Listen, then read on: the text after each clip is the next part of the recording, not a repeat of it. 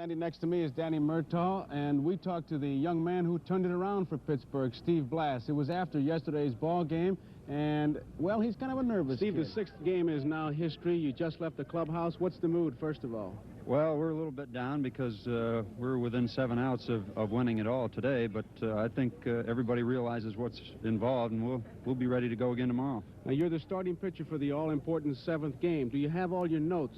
Well, I don't have any notes, and just very sincerely, I'm happy for the opportunity because really there's a lot of people who have never had this kind of an opportunity, people that might be able to well handle it, so I'm one of the lucky ones. I get a chance to find out what I can do. Do you have a game plan? I'm going to try to pitch the same ball game that I did last Tuesday and try to make the same pitches. What are those?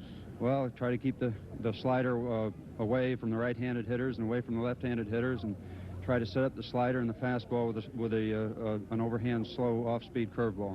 Do you think you'll have any trouble sleeping tonight? I'm sure of it. You will have trouble. You're darn right.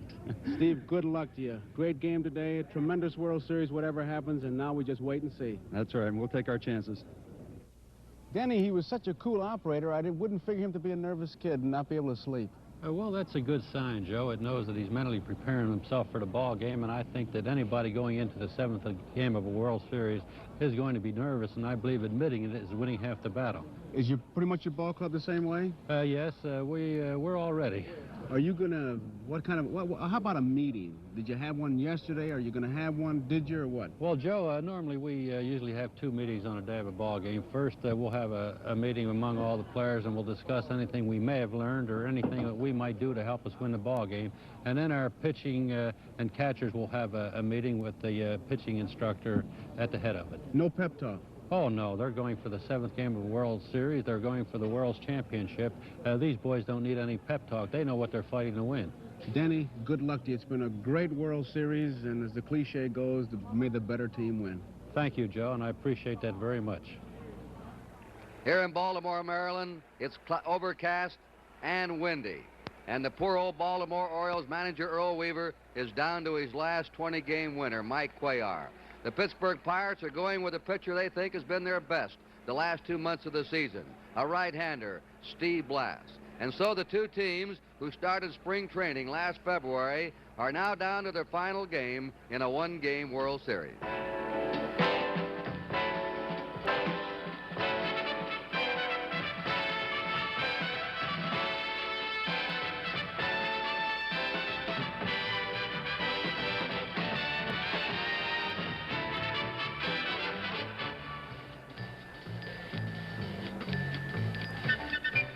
NBC Sports, a service of NBC News, presents the 7th game of the 1971 World Series.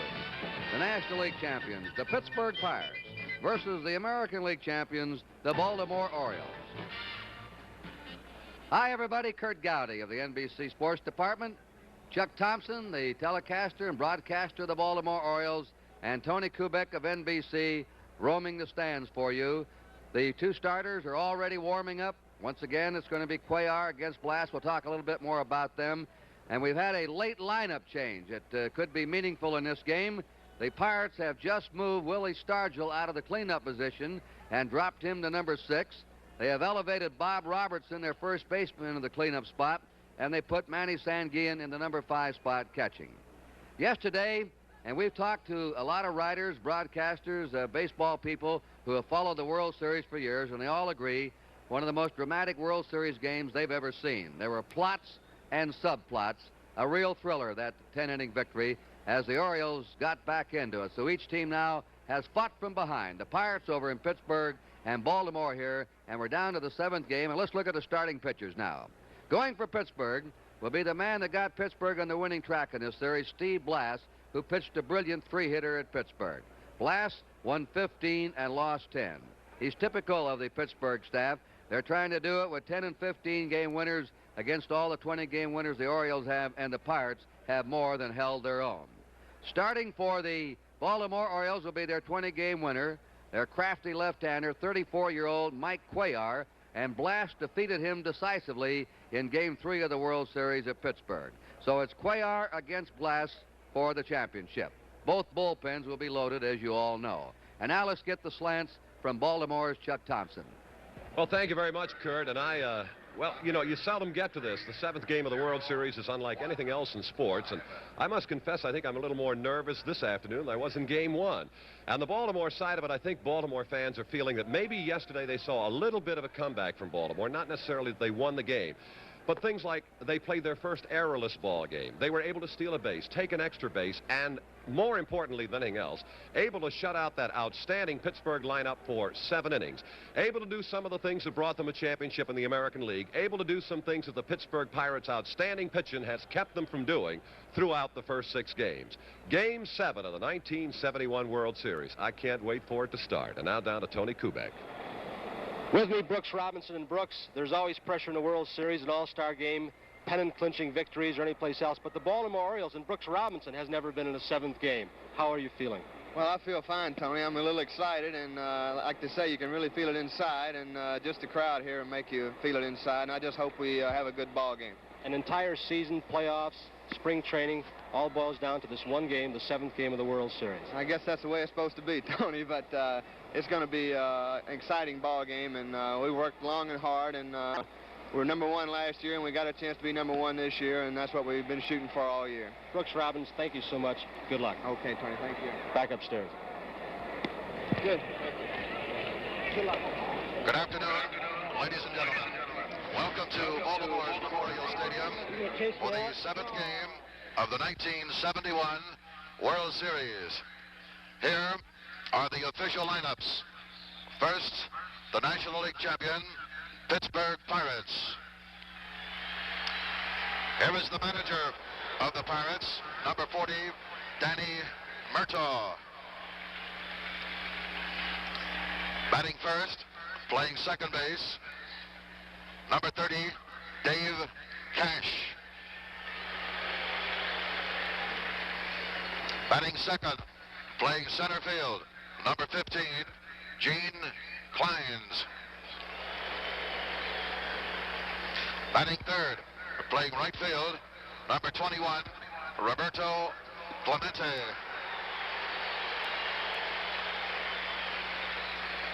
Batting fourth, playing first base, number 7, Bob Robertson. Batting fifth, catching for Pittsburgh, number 35, Manny Sanguillen. Batting sixth, playing left field, number 8, Willie Stargell. Batting seventh, playing third base, number 11, Jose Pagan. Batting eighth, the shortstop, number 2, Jackie Hernandez. Batting ninth, and pitching for the Pirates this afternoon, number 28, Steve Blass, warming up in the bullpen.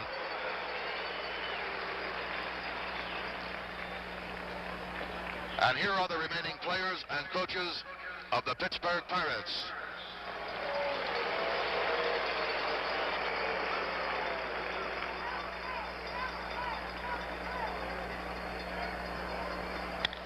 Now, for the American League and defending world champion, Baltimore Orioles.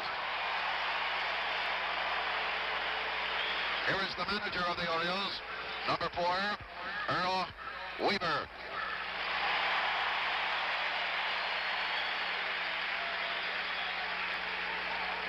Batting first, playing left field, number 9, Don Buford.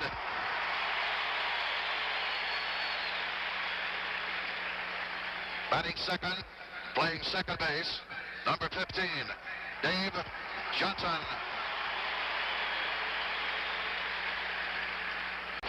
Robinson.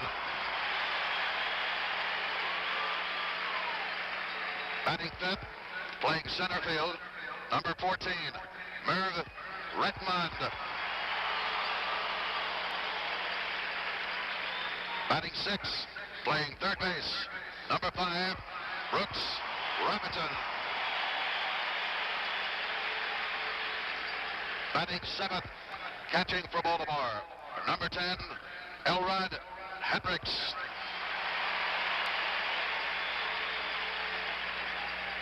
Batting eighth, the shortstop, number 7, Mark Bellinger. Batting ninth and pitching for the Orioles this afternoon, number 35, Mike Cuellar, warming up on the sidelines. And here are the remaining players and coaches of the Baltimore Orioles.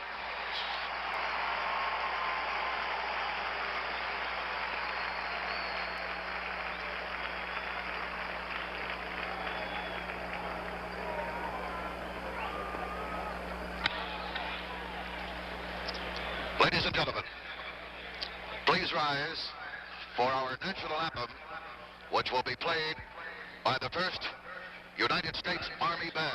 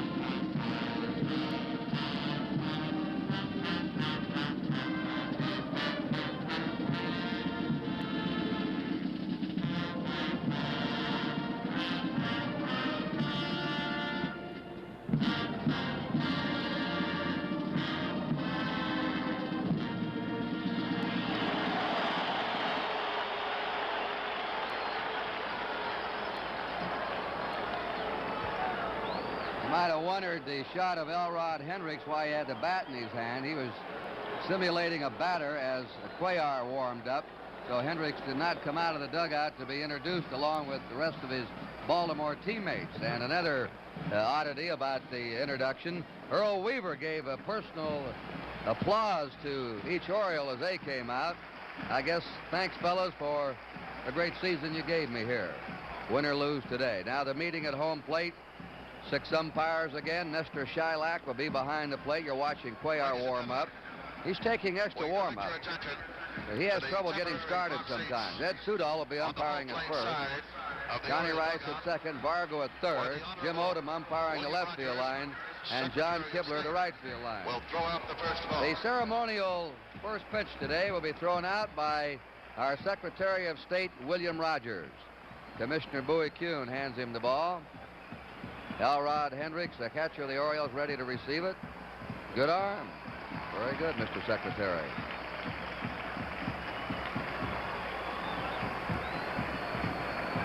Once more. Uh-oh.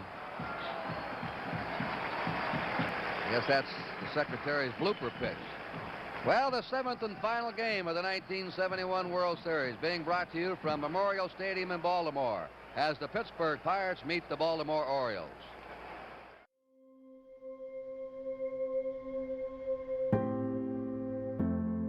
The Pittsburgh Pirates say thank you to all those serving others and serving on the front lines so that we can all stay home.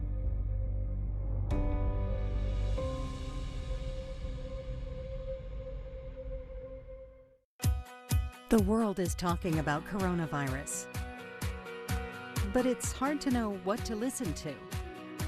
We have answers to your questions like, who's most at risk for coronavirus? People over 65. People with underlying medical conditions like heart disease, chronic lung disease, asthma, diabetes. People undergoing cancer treatment, and people with weakened immune systems. What should you do if you or a loved one is at higher risk? Avoid close contact with people. Avoid crowds. Stay home if you can. Wash your hands frequently. Learn more ways to protect yourself and others at coronavirus.gov. Together, we can help stop the spread.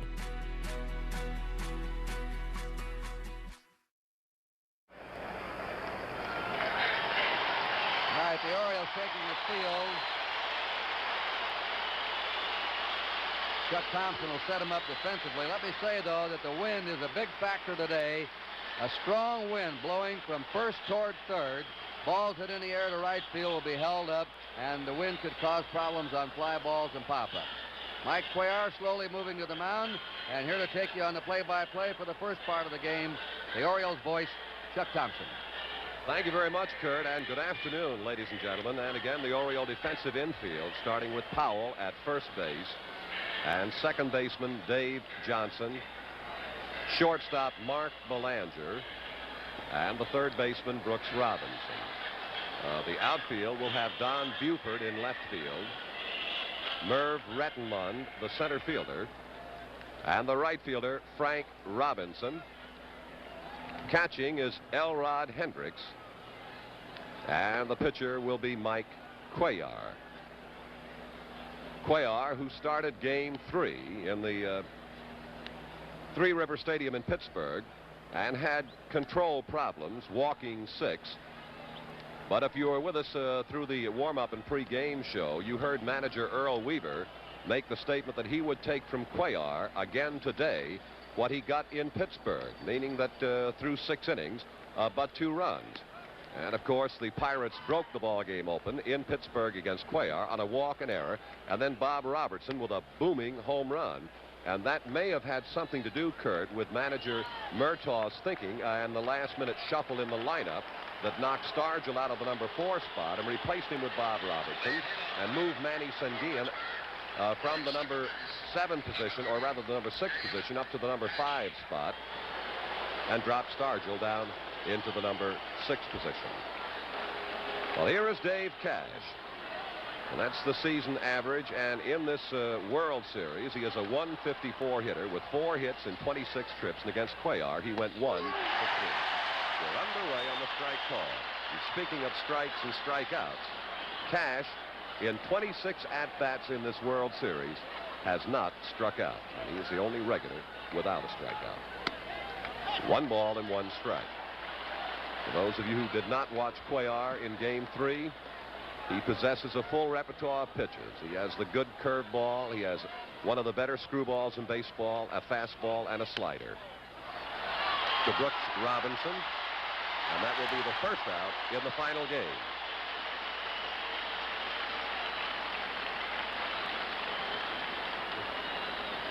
Brooks Robinson playing the short hop or the offbeat hop.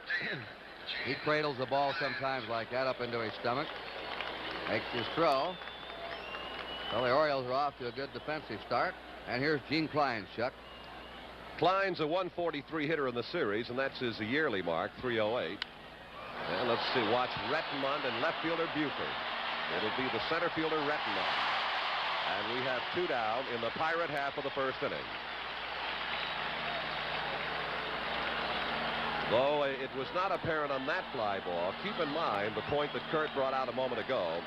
There is a strong 8 to 15 mile an hour wind from first to third, or from the right field foul pole to the left field if you prefer. And here is an indication of what the outfielders, infielders will contend with on a ball that gets up high enough today. And speaking of problems to contend with, Baltimore has had its hands full and then some trying to handle Roberto Clemente, a 440 hitter in the World Series, and a ball 1. Clemente's game against Cuellar in Pittsburgh saw him come to the plate 4 times with 1 base hit. And Clemente has done it all for the Pirates here in this 71 series. 2 balls, no strikes. By that I mean he has a pair of doubles. He also has a triple. He has a home run. He has knocked in 3. He has 11 base hits in 25 trips to the plate.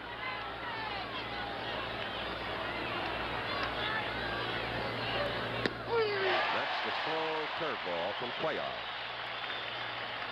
Cuellar will change speeds on both the curve and on the screwball. Clemente's been murdering outside fastballs through this series. And Cuellar's been feeding him that slow junk. Belanger, the shortstop.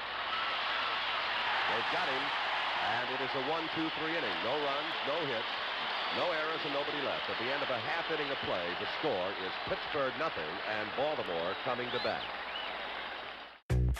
At Bridgeville and Dormont Appliance, we've been helping our community with all of their appliance needs for over 70 years, and we're not stopping now. All of our locations are open and offering delivery, installation, and in-home service. We also have interest-free financing available.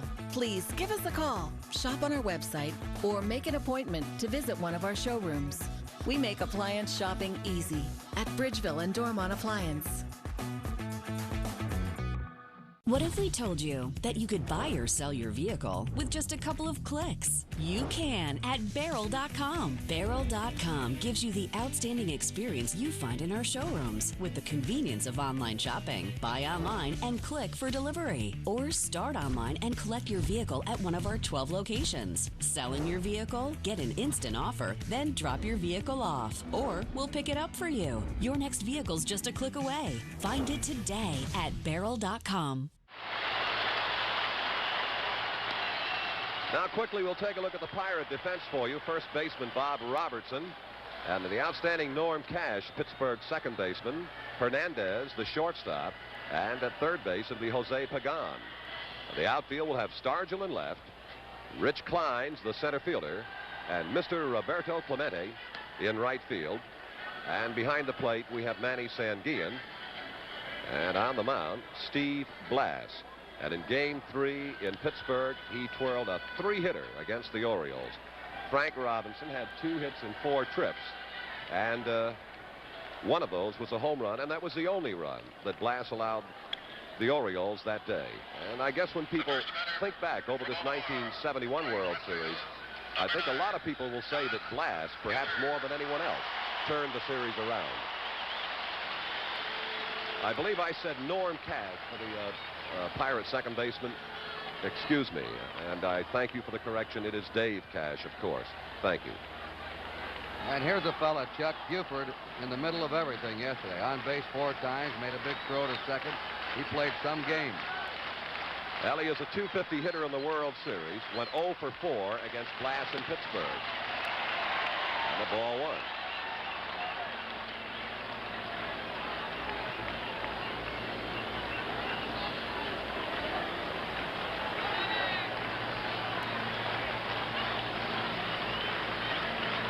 One nothing to Buford. Ball 2.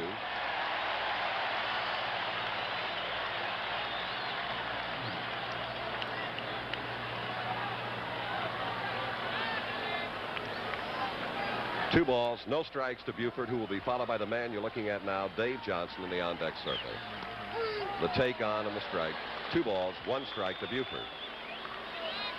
Buford has had 5 hits and 20 at-bats in this series.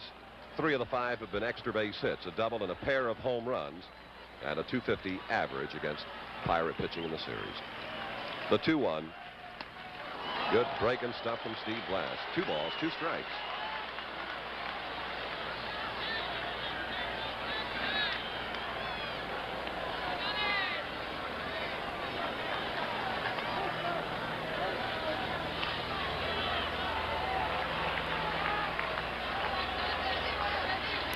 Like a shake-off and a couple, huh? The 2-2.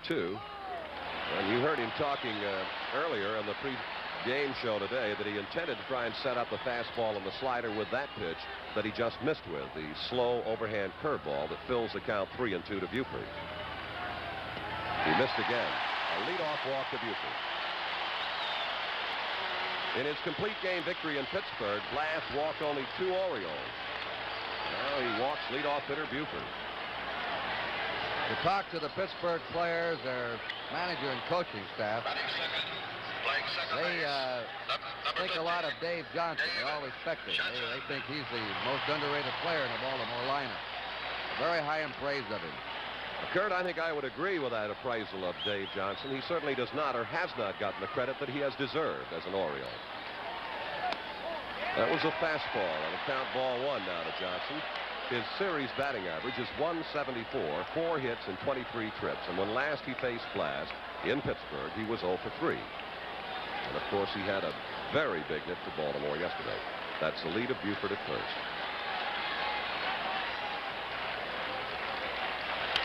Out of play, 1 ball, 1 strike.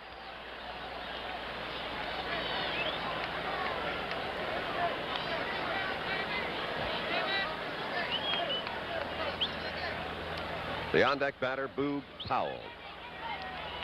And the Oriole bat boy, Jay Mazzone. I think all baseball players, particularly the American League players, and I think if you had the chance to talk to the Pirates in this World Series, would have nothing but great praise for the Oriole bat boy, Jay Mazzone. And this is his last year with Baltimore. He will be going to college and then not able to continue as a bat boy. It's been a great experience for the Orioles to have him as a bat boy, and of course, he feels it's the greatest thing that's ever happened to him. 1 ball, 1 strike to Dave Johnson.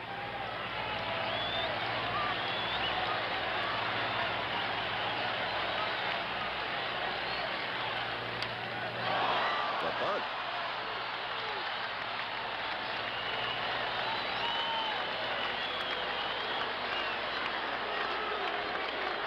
One gone.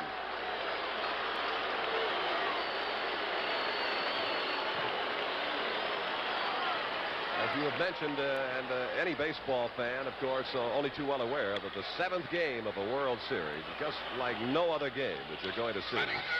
Expect the unexpected. And here now, Boog Powell. Boog in his game against Blass in Pittsburgh was collared 0 for 4. In the series, 3 for 23, an average of 180, and he has knocked in only 1 run in this 1971 series. How strong has been the Pittsburgh pitching. That's the curveball from Blass. Beautifully thrown in the strike zone.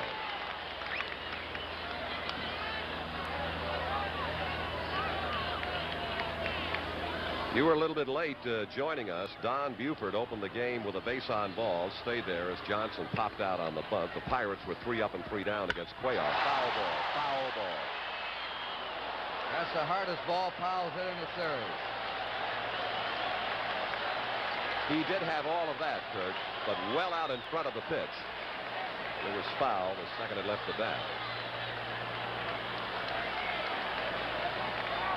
Everybody's waiting for either Powell or Stargell to break out. They haven't yet. Today could be the day. Well, if both of them break out in the same game, Kirk, we're in for a super afternoon. 2-strike pitch to Boog Powell. Foul ball.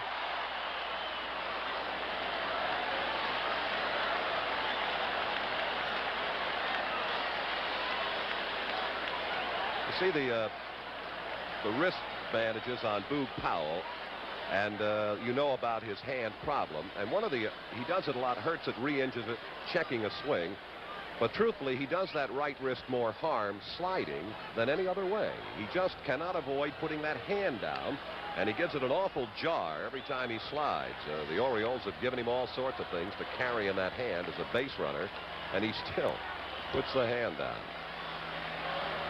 2 strikes to Powell.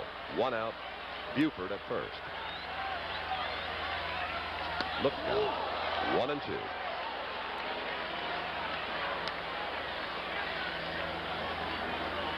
Well, it has been strictly a home team World Series so far.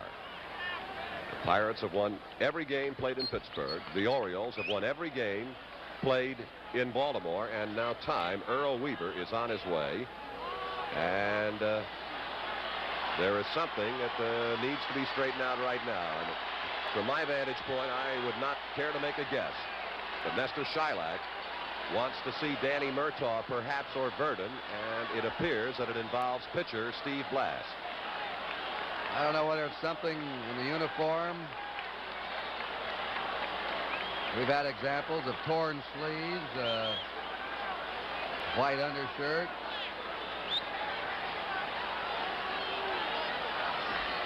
Now Murtaugh and Blass, it is something to do. Weaver's pointed out something, and Shylock's agreed with him. There's Earl Weaver going back to the Baltimore dugout.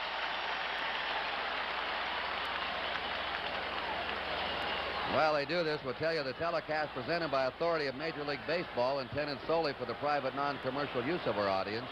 Any publication, retransmission, or other use of the pictures, descriptions, and accounts of this game without the express written consent of the Commissioner of Baseball is prohibited.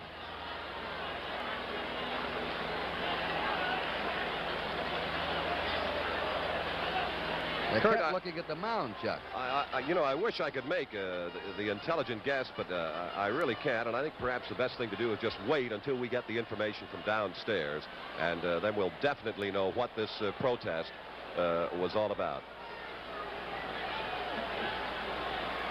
Now, Blass has asked for a couple of, warm-up tosses. I wonder if Weaver was arguing that he was standing off the rubber. I had thought about this, but let's wait for verification. Alan Roth is getting some information for us right now, Kurt. And now Weaver is on his way again.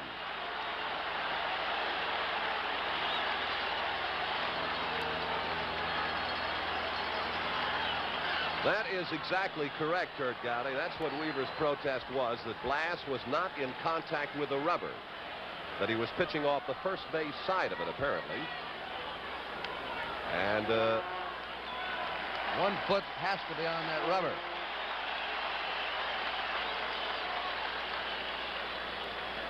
I'd like to, perhaps a little later, if we have the opportunity to get Tony Kubek's viewpoint on this. I'm trying to think of what possible advantage, other than being in front of the rubber, where you would be, cheating an inch or two in your delivery, but it seemed to me that Blass was more to the first base side of the rubber than in front of it. All right, here is the 1-ball, 2-strike pitch to Powell. And it's 2 balls, 2 strikes. Kurt? And, of course, it's a needling tactic by Earl Weaver. If he thought of any way he could upset Blass or the Pirates, he's out there to do it. So you see that Blass does work from the extreme first base end of the rubber.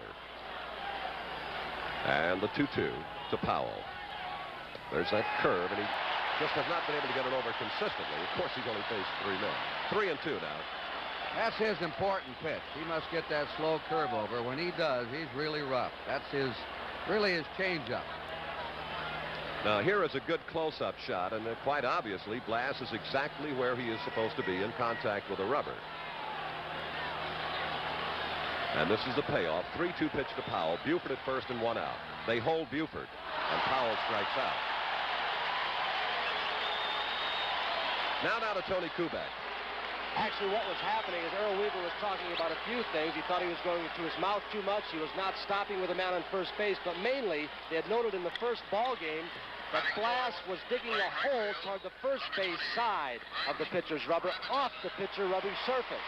They want him to be on that rubber. And of course, as Kurt mentioned, a little bit of psychological warfare to rattle Steve Blass for Earl Weaver. Back upstairs. Thank you, Tony. Thank you very much. Here is Frank Robinson, 2 down. And we'll watch Clemente, the right fielder. The wind is holding it up a little bit. Clemente there, and makes the grab for the final out of the inning. Baltimore, no runs, no base hits, no Pirate errors, and 1 man left. At the end of 1 inning of play, the score is Baltimore nothing, Pittsburgh nothing. Hey fans, this is Pirates manager Derek Shelton from my home in St. Pete Beach, Florida. Even though we are not playing right now, it is very important to be part of the Stay Home team. It is very important for our healthcare workers that you stay home, you stay healthy, you stay safe. Thank you very much.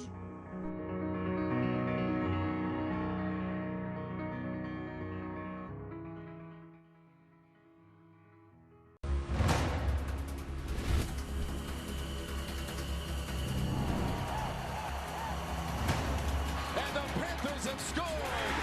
Intercepted. Record, the 25, the 15, touchdown Panthers. 1 man to beat. Streaks down the sideline. He's hit, and the ball comes out. Touchdown Panthers. You can't believe what just happened here at Heinz Field.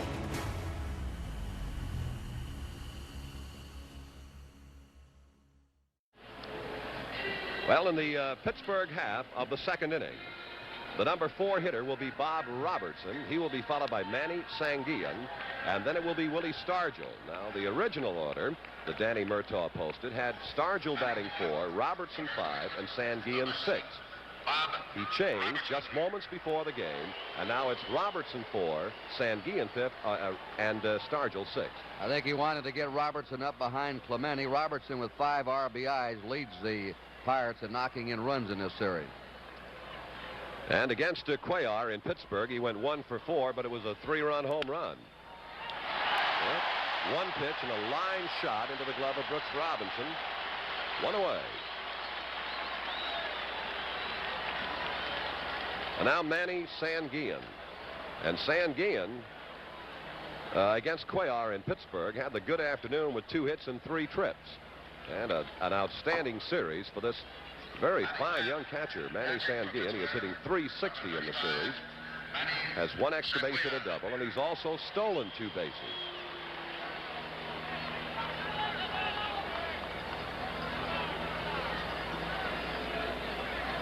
He always draws that line, as Bob Prince explained to you over in Pittsburgh, where he places his feet with his stance in the batter's box. He's digging right in alongside that line he drew for himself. Cuellar to Manny Sanguillen. And the foul out of play on the Cuellar screwball. This fella murdered lefties during the year. He hit .345 against left-handers, .300 against right-handers.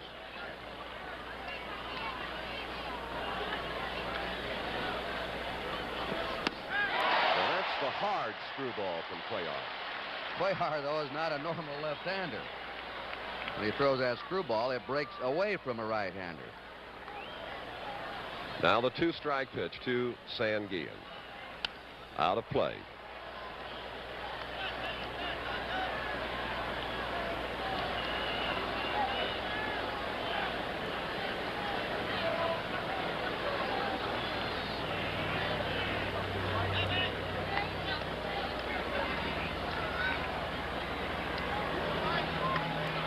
Behind Sanguillen comes Stargell.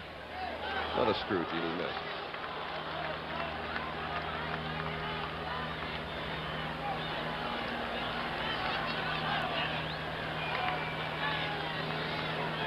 One out, nobody on. 1 ball, 2 strikes to count to Sanguillen. Curveball.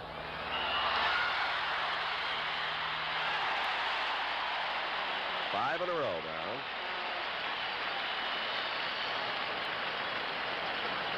Brooks Robinson staying in front of the ball. This is always the advantage of playing a ball in front of you instead of to the side. And he knows he's going against an excellent runner to first base, Sanguillen, who made it a fairly close play. And now Willie Stargell. Stargell 4 for 20 in the series, and he was 0 for 1 against Cuellar in Pittsburgh, but he walked 3 times. And now the Cuellar fastball to Stargell.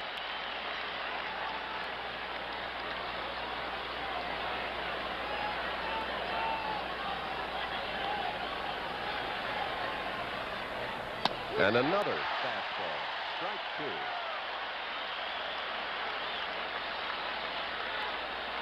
Yesterday, Palmer got Stargell out on fastballs. Pagan on deck. 2-strike pitch to Stargell. Another fastball. And the Pirates are 3 up and 3 down. At the end of an inning and a half, the score is Pittsburgh 0 and Baltimore 0.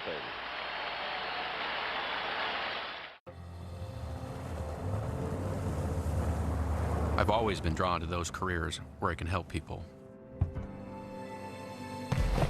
I've been a firefighter and a flight medic, but now I'm a lineman. Being a lineman took the pieces that I love from my prior careers and put them all into one. I'm still a first responder, still answering the call when people need us most. Well, another chance for you around the world to meet Oriole coaches, first base coach George Staller and third base coach Billy Hunter. There are over 200 television stations in the United States, 450 radio stations, and 400 American Forces radio stations around the world. carrying the 1971 World Series, seen in Taiwan, Canada, Puerto Rico, Venezuela, Colombia, Virgin Islands, Bermuda, Dominican Republic, Hawaii, Alaska, Mexico, United States bases in Germany, Korea, Manila, Panama. Here is Merv Rettenmund, a .217 hitter in this series, 5 for 23, and 0 for 4 against Blass in Pittsburgh. Shortstop Hernandez. 1 gone.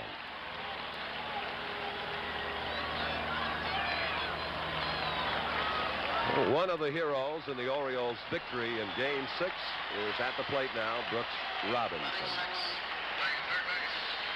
His World Series average, as you see, right there.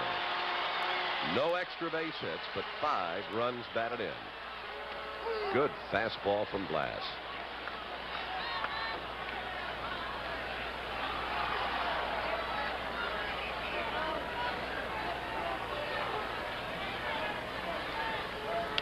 And another 1 ball, 1 strike.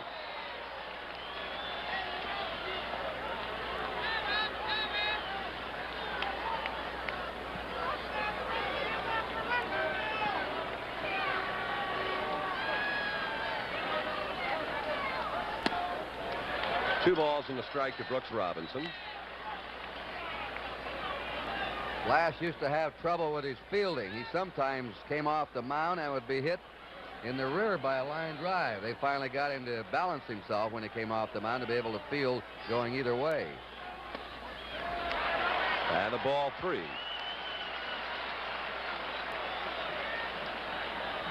Well, you saw an example in the Dobson game in Pittsburgh that being able to field your position could certainly help, because there were many Pirate shots back through the middle that Dobson merely, he couldn't get himself in position to do anything about. Ball 4 to Brooks Robinson. And walk number 2 issued by Steve Blass.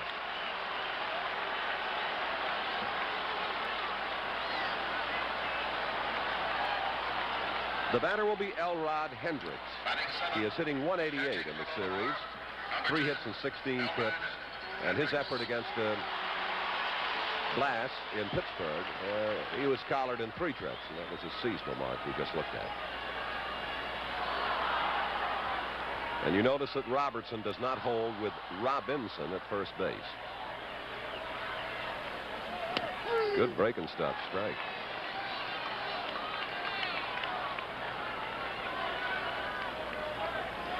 And the Pirates continue to play Hendricks much in the manner they play a Boog Powell. With a man on base, the shortstop doesn't come over to the first base side, but almost. Bob Robertson, and Brooks Robinson will hold at second.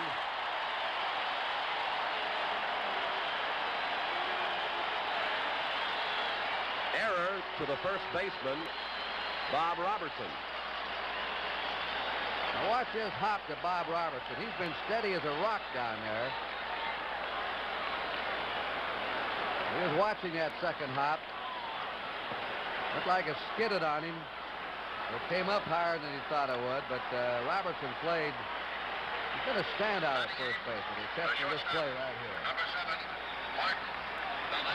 Well, in the first 5 games of the World Series, it was the Baltimore Orioles who were, making errors. Yesterday, the Pirates came up with their second. Today, they have come up with only their 3rd error in this series. Pass, beautiful pickup. He's got 1 at second. On to first, he pulled. No, he got him. He got him. Robertson maintained contact with the bag long enough to get Belanger in the double. So at the end of 2 full innings of play, the score is Pittsburgh 0 and Baltimore 0.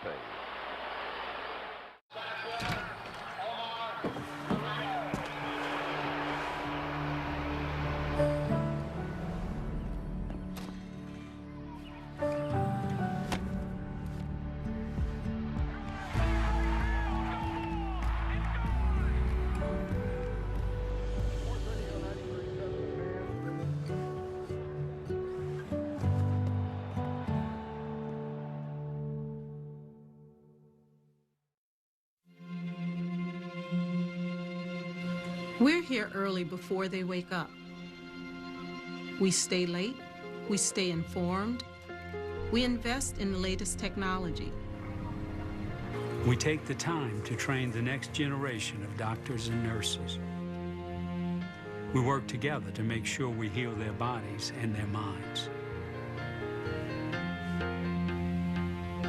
We do this not because it's our job, but because this is about our veterans' lives.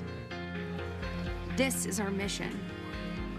More than 300,000 of us working as one, together with families and loved ones. No matter where they live in this country, we'll be there. We all come together and stand together to serve our veterans. We stand strong, united. Stand with us in caring for our veterans. Frank Oshiak's coaching at third for Pittsburgh. Don Leppert at first. Let's see if we can see the tail end of that double play. Here it is. We were talking about Dave Johnson. This Cash kid's been playing great ball, too. In the middle part of double plays. Now here he is starting one. Over to first. Now watch Robertson's foot. Is it on the bag? Looks like it was on the inside part of the bag. He wasn't pulled off, and the Pirates got a big double play. He definitely did maintain contact with that bag all of the time, Kurt. That's the 7th Pirates double play of the World Series. 5 have been made in the infield.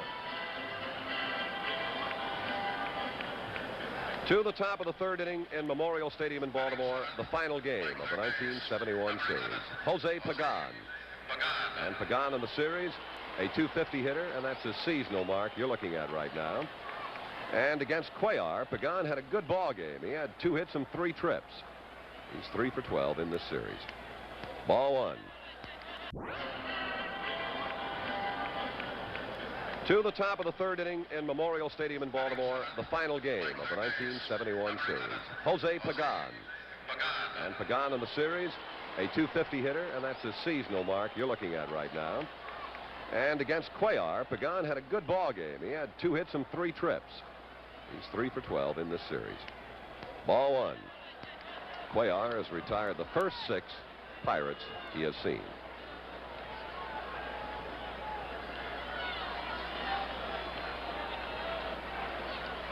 The curve. Jim Russo, the Baltimore scout, was telling me before the game, Chuck, he said, we were wondering, the Latin players seem to be able to hit Cuellar. Cuellar's a Cuban. Maybe they know him. We just can't figure it out. Brooks Robinson at third. He got the good hop. And now 7 in a row have gone down against Cuellar.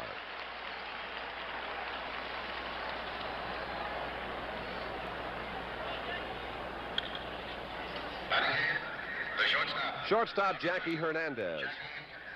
And a .267 hitter in the World Series and in the season, 206, as you know. Actually, he's been to the plate 15 times with 4 base hits. He has a run batted in, and he also has a stolen base. Well, he's out of the box, or is he? Hold on a minute. Foul ball. Just a foul ball. And it hit him in foul territory. 1 strike to Hernandez.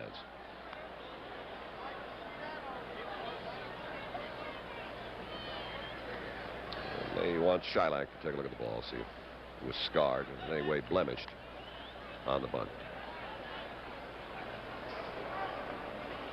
You're just tuning in. 1 out, nobody on. Top of the third inning, no score. It is out of play on the count now, 2 strikes to Hernandez.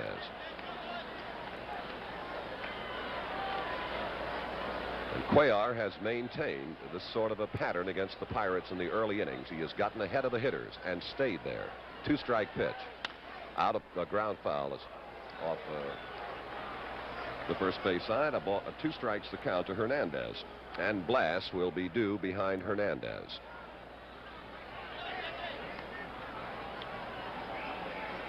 There he is.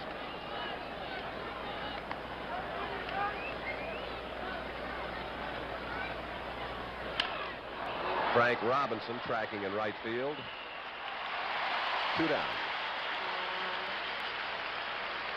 Well, First Tuesday has changed. It's now Chronologue, and we'll still examine the new and unusual stories that make the headlines. Join Garrick Utley and watch Chronologue this Friday night right here on NBC. Number 28, Steve Blass. Here's Steve Blass. His lifetime batting average in the National League is 135.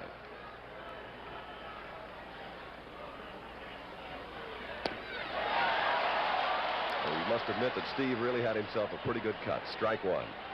They're going to have a day for Blass in Canaan, Connecticut, October 22nd, I believe it is. No matter what he does today, they think he deserves a day in his hometown. Dave Johnson, second baseman, and another 1-2-3 inning for Baltimore's Cuellar. At the end of 2 1/2 innings of play, the score is Pittsburgh 0 and Baltimore 0. Tractor trailers are some of the most dangerous vehicles on the road. There are federal rules for load sizes, driver's hours, and maintenance for a reason. When big rigs don't follow these rules, entire families can be torn apart. We have the talent and the resources to take on these large companies. Hopefully, through our work, families are being helped and trucking companies are getting the message about safety.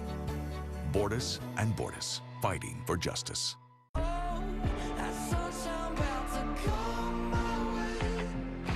Engines are restarting, park is shifting to drive. And to get things moving again, we're offering 0% financing for 72 months and no payments for 120 days. Plus, the freedom to shop and buy online. So you can meet the road ahead with confidence. Chrysler, Dodge, Jeep, and Ram, helping you drive forward. Coming right up here after this final game of the World Series, you'll see NFL football, either Cleveland at Cincinnati or San Diego at Denver. Right after today's World Series game. Mike Cuellar, who's usually shaky in the early innings, has been sharp today. He's retired 9 in a row in the first 3 innings. And that's something we haven't seen Pittsburgh do, is go down 1, 2, 3 like that in succession. Not since the first game. As a matter of fact, Kurt, excluding the first game over the last 5, the Pirates have had at least 1 runner on base in 38 of 43 innings, and now here they are 3 innings in a row, 3 up and 3 down. Pitcher Mike Cuellar.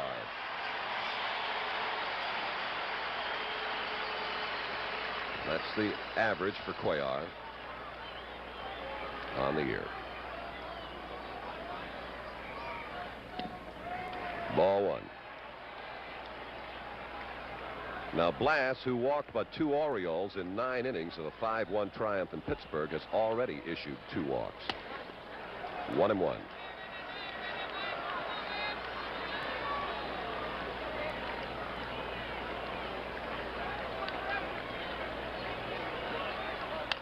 Out of play.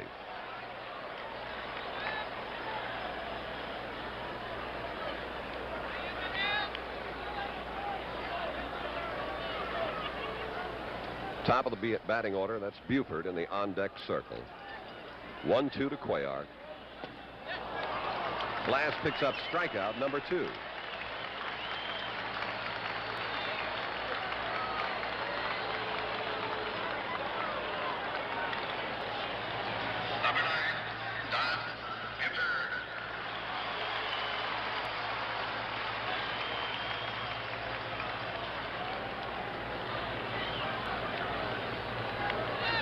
Buford with the outstanding on-base percentage for Baltimore of over 400. And he opened the ball game with a base on balls. Blass just came right after the Birds and held Buford at first, but look out behind him. He's all right. Ball 1.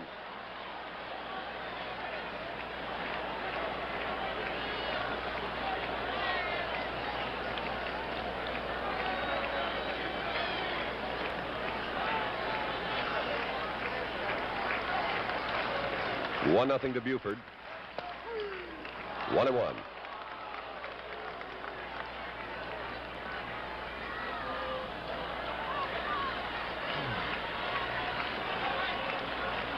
Dave Johnson, the on-deck hitter. Due batter behind Buford. 2-1 now. Appeared to be the curveball again from Blass. Look at that hole at shortstop they give Buford. There it is. The 2-1. Off Buford's foot. It is a foul ball, and what an effort from Steve Blass.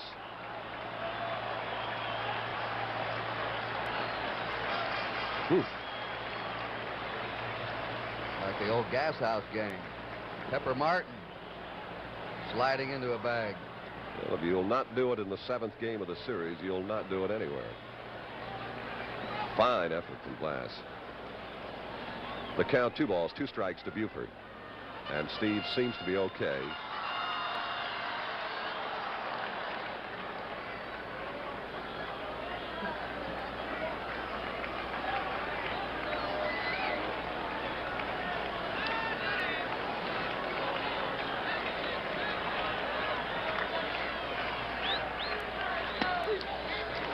And again, Buford has a full count.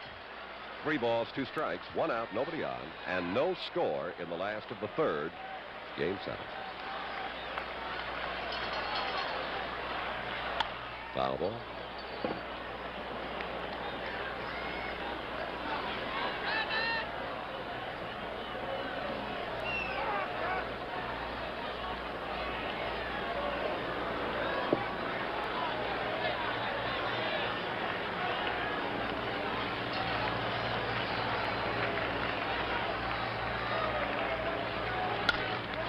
Base hit. Stargell chasing for it. And check that, Clemente chasing for it, and Buford has reached for the 2nd time this afternoon. Clemente cut that ball off with that good speed. It had a chance of getting in the alley between Kleins and Clemente, and Roberto got to it very quickly and held Buford to a single. Baltimore's first base hit. Here is Johnson with Buford at first base and none out in the 1st inning. He attempted to bunt and popped out to the pitcher, Blass. There goes Buford. They've got him hung up. And he is out at 2nd base. He broke too soon, and the alert Blass just cut him down. Blass saw him to Robertson. Robertson got rid of that ball quickly to Cash. Buford right into him. And let's take a look at it from this angle. He thought he was going to make his pitch to the plate. And Buford is out from the pitcher to the first baseman to the 2nd baseman. Dave Cash bumped into by Buford, and they came out to look at him. He was flexing his right leg. But he appears to be all right. So that makes it 2 down now. And nobody on. The Pirates have had 3 men cut down on the bases in this series. And this is the first time the Orioles have run into trouble on the bases.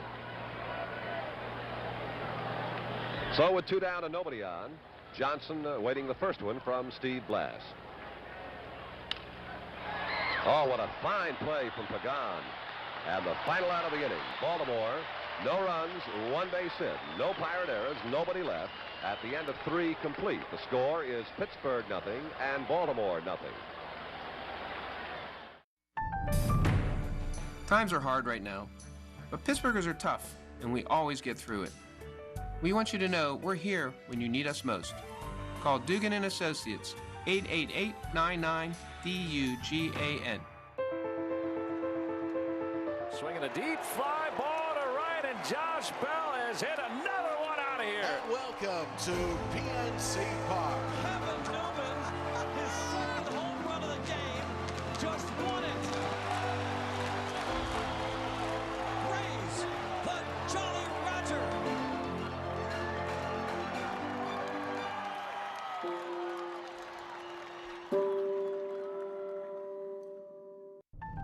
I'm attorney Mitch Dugan of Dugan & Associates. If you've been receiving workers' compensation payments, we may be able to get you a lump sum settlement that could help you get on with your life. Call Dugan & Associates, 888-99-DUGAN. Well, we go now to the top of the 4th inning at Memorial Stadium in Baltimore, and the top of the Pirate batting order. That'll be Dave Cash, Rich Klein, Gene Kleins, and then Roberto Clemente. Cash, Kleins, Clemente. Cash in the 1st inning was out on the ground ball to Brooks Robinson. Klein skied to the center fielder Retman, and Roberto bounced to the shortstop,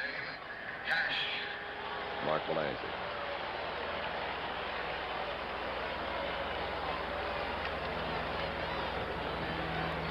So the Pirates now start the 2nd go-round against Cuellar. Strike 1.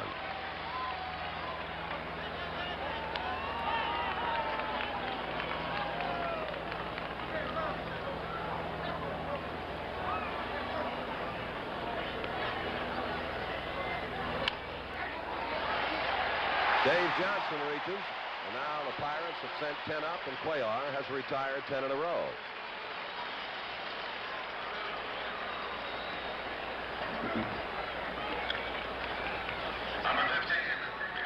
Here is Gene Kleins in the first inning against Miguel Cuellar. He flied to center fielder Retmond.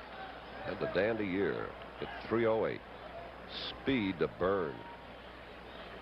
Oh, he could fly. Bunt effort, Cuellar. Bare hand. Hey, they got him on a nifty play from Powell. Oh, that was a fine pickup of what appeared to be a tough kind of a throw to handle. Now, we've been watching two first basemen in this series who are very underrated fielders. Watch Powell dig this one out of the dirt. The runner coming right into him. A difficult play. Up he comes. Powell and Robertson add a measure of excellence to each of these infields. And what a great shot of that catch from Boog Powell.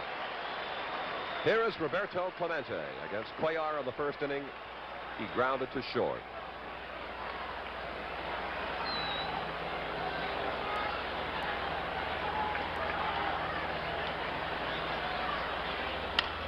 That is hit well. A Clemente home run, and the Pirates lead 1-0. It looked like he hit a breaking pitch right over the plate. That's his 12th hit. He's one short now, tying Bobby Richardson's all-time World Series record of 13 hits in a 7-game World Series. He had a triple and a homer yesterday and a home run today. Let's watch his swing now. Look at him tee off. Everything in that 180-pound body whipping around. This one he pulled to left center. Most of his hits have been to right. Brooks Robinson. And that will be the final out. But the Clemente home run gives the Pirates at the end of 3 1/2. Now let's take a look at the Brooks Robinson play again on the final out to retire Bob Robertson. Cutting in front of shortstop Belanger.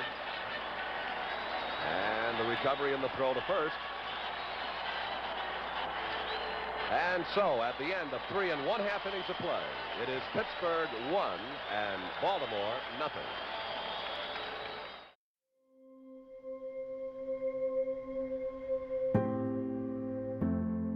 The Pittsburgh Pirates say thank you to all those serving others and serving on the front lines so that we can all stay home.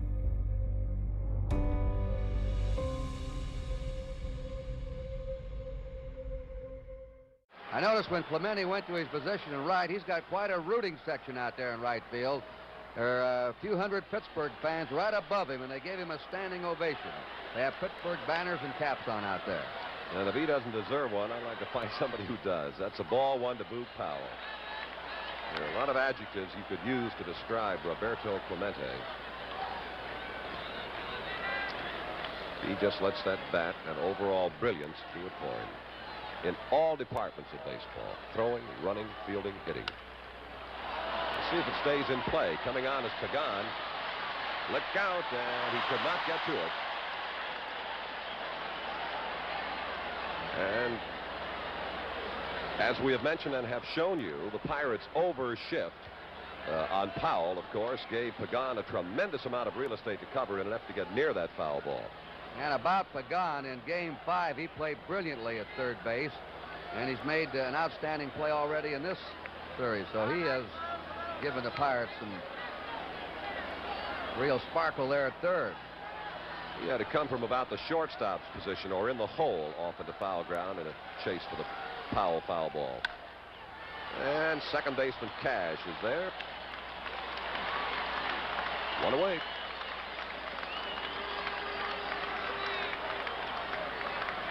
And now Frank Robinson, who flied to right fielder Clemente in the first inning. Number 20, Frank Robinson. Those are the figures on Frank Robinson in this World Series. 2 home runs, 2 runs batted in. It'll be out of play. Strike one.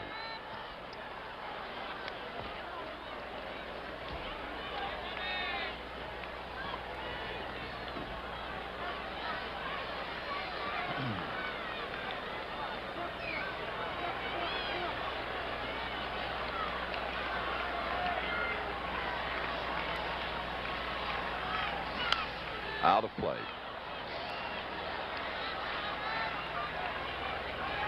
On deck hitter Rettenmund. So Steve Blass quickly ahead of the hitter Frank Robinson. 0-2. Here's his 2-strike pitch. Out of play.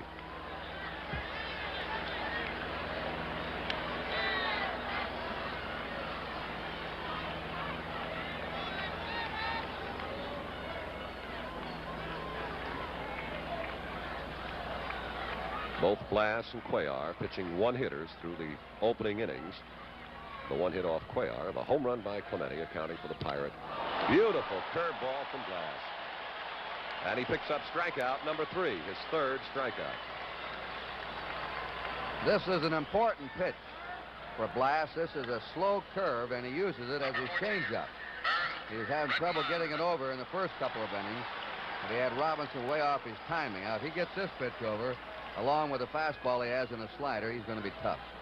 Here is Merv Rettenmund with 2 out, nobody on.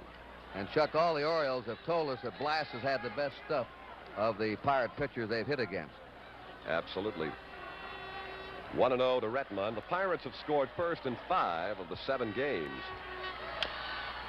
Here comes Pagan. What a pickup and throw. And the Orioles are 3 up and 3 down. At the end of 4 complete, the score is Pittsburgh 1 and Baltimore 0. Here's to the road ahead. Trust Toyota to be here for you. Now pick a dependable RAV4, Camry, or Tacoma and save with 0% APR financing for 5 years, 0 payments for up to 90 days, and 0 for 2 years of factory scheduled maintenance with legendary Toyota reliability and value built into every model we make. All from the brand you trust today and tomorrow. Toyota. In January of 2017, I was diagnosed with acute lymphoblastic leukemia. And within 24 hours of that diagnosis, we found ourselves here in Memphis at St. Jude. And then all the doctors started coming in, and they knew what they were doing. They knew how they were going to treat her. They laid out this elaborate plan. We didn't know what the future was, or if there even was a future. But with St. Jude, there was. Not that long ago, the survival rate was 4%. 4%. But through the work and research that St. Jude does, that's now 94%. And you know how that got done? It's through donations. By people getting behind this mission that no child dies in the dawn of life. Well, we go to the top of the 5th inning, and it'll be Manny Sanguillen, Willie Stargell, and Jose Pagan against Cuellar. Out of play. Sanguillen in the 2nd against Cuellar, grounded to 3rd baseman Robinson.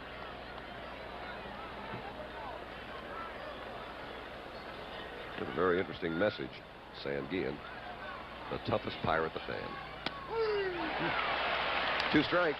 And they walked only 6 times all year. That is aside from intentional walks. He's up there swinging all the time.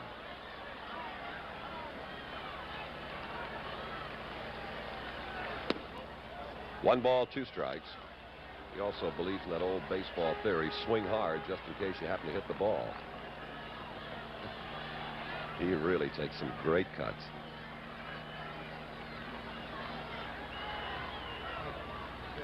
One and 2 to Sanguillen. Watch Rettenmund. He'll not get to it. A base hit for Manny Sanguillen. Hit number 2 for the Pirates.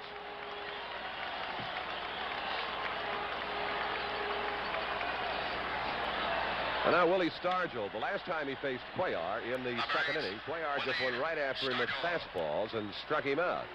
Now let's see if Cuellar changes the pattern against Stargell as he works on him the second time.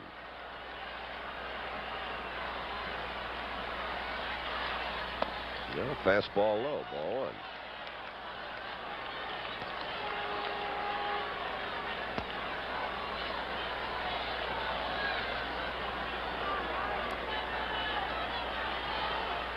Well, he changed curve in the count, 2 balls, no strikes, something that Stargell did not see in his first trip to the plate, a breaking ball.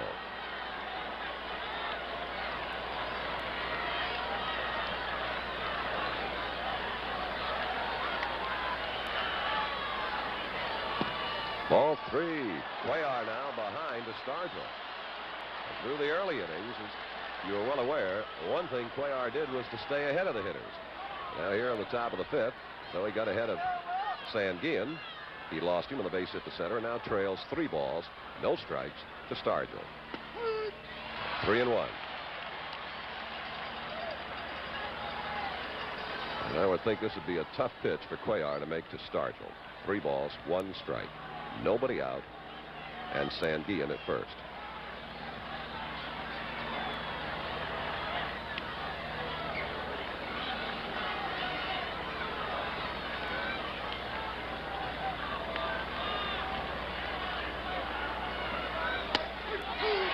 Three and 2. He came back with a fastball.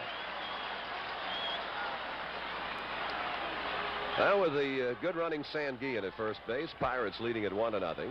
Nobody out here on the top of the 5th. 3-2 pitch coming to Stargell. Sanguillen holds, and Stargell strikes out again.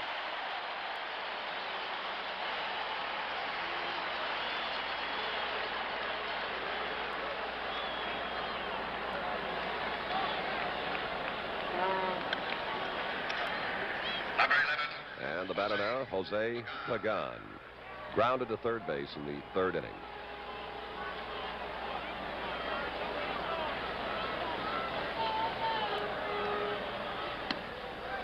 Screwball outside.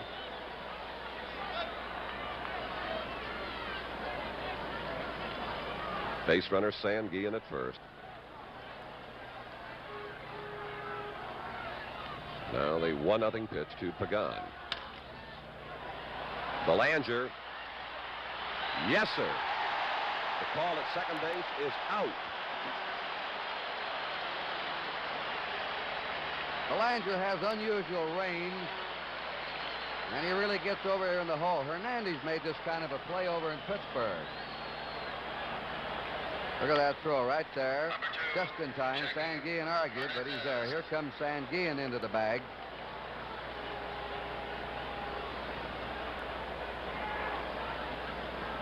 Close play. So there are now 2 down in the Pirate half of the 5th inning, and Hernandez, who fly to right fielder Frank Robinson in the 3rd.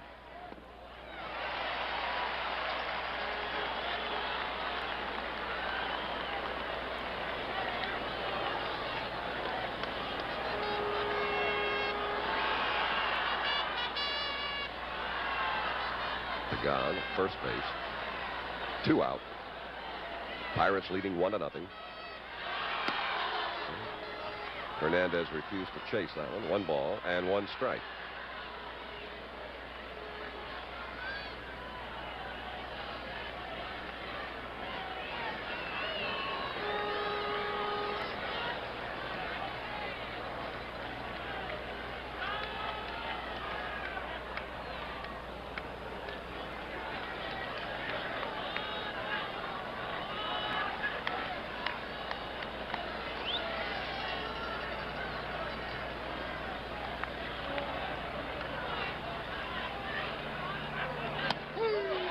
One and 2. And those of you who watch Cuellar work in Pittsburgh, I'm sure will agree that he seems to be throwing many more fastballs this afternoon than he did in Pittsburgh in Game 3.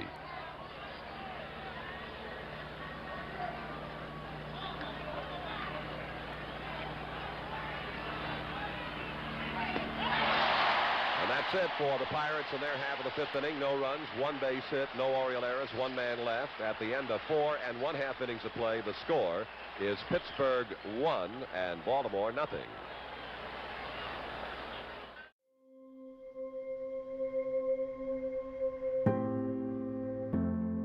The Pittsburgh Pirates say thank you to all those serving others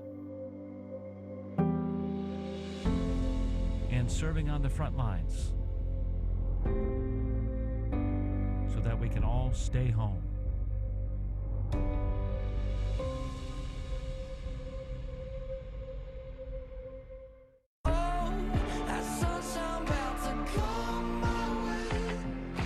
Engines are restarting, Park is shifting to drive. And to get things moving again, we're offering 0% financing for 72 months and no payments for 120 days. Plus, the freedom to shop and buy online. So you can meet the road ahead with confidence. Chrysler, Dodge, Jeep, and Ram, helping you drive forward. All ready to go to the last half of the fifth inning in Baltimore, and it's with a great deal of pleasure I turn you over again to NBC's Curt Gowdy. Curt? Thank you, Chuck Thompson. Brooks Robinson walked his first time. The Pirates have 2 hits. The Orioles 1 hit. That's ball for a strike. Buford has the lone hit. That came in the 3rd inning, a single to right center. Blass has walked 2. He struck out 3. Robinson chasing the outside curve. 0-2 to Brooks Robinson. Ellie Hendricks on deck, and then Mark Belanger. Hendricks.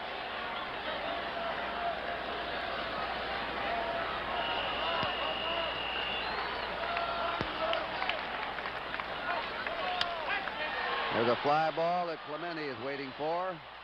1 down. Earl Weaver, like yesterday, is clubbed behind. Ellie Hendricks reached in an error his first time.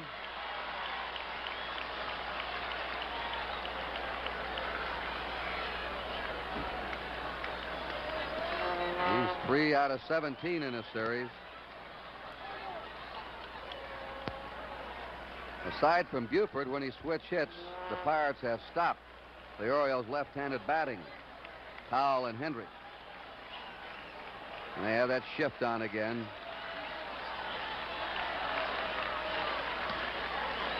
Ball 1 all through this series, Chuck. When the Pirates play a batter as a pull hitter, they really play him as one. They don't mess around with it. They get way around. 1-0. Pittsburgh ahead, last of the 5th. We could add, Curt, that they have always been right.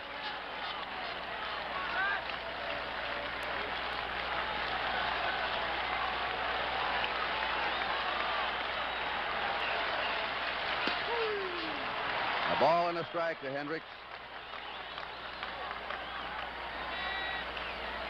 Keep looking for him to take that outside pitch and try to go to left field with it, or left center. There's a drive into right center. Clemente going hard. Can't get it. Hendricks is coming for 2. The throw by Kleins, and he's in there safe. He got that ball in the gap.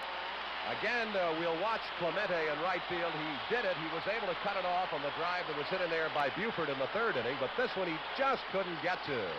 And Kleins right behind him. Then watch this good throw from Kleins, even kind of off balance. And Hendricks reaching just ahead of him.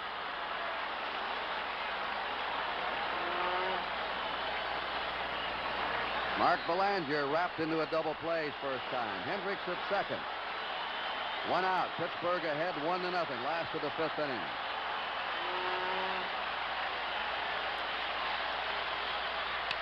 Fly ball, straightaway center. Kleins backing up.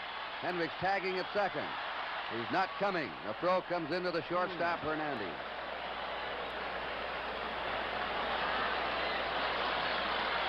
Two down, and Mike Cuellar will be up. He struck out his first time.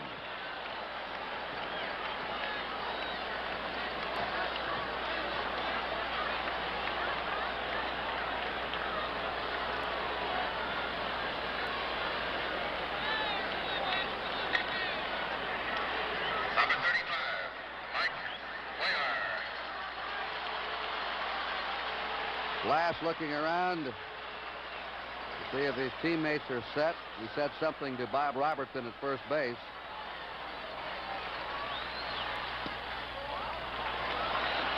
One ball, no strikes. Cuellar is not what you'd call a good hitting pitcher, Kurt, but he's kind of dangerous. He loves to swing, swings hard, and he can hit the ball with power. He had a grand slam homer against the Twins, I remember, in last year's playoffs. Ball 2. 2-0 to the opposing pitcher. Steve Blass. An emotional sort of a fella.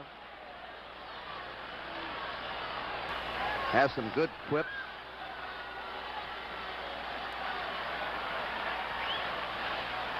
His father, a plumber, is here today, as he was in Pittsburgh.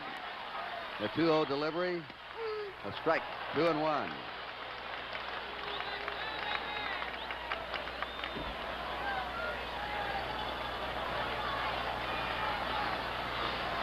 Blass walked Cuellar in game 3.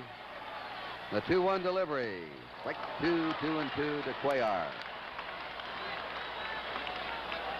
And we're going to have some warm-up action now in the Pittsburgh bullpen. Luke Walker, a left-hander, loosening up. The first warm-up action we've had today. Walker.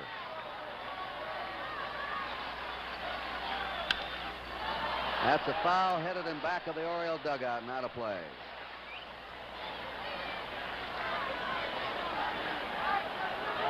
Hendricks going back to second with 2 away.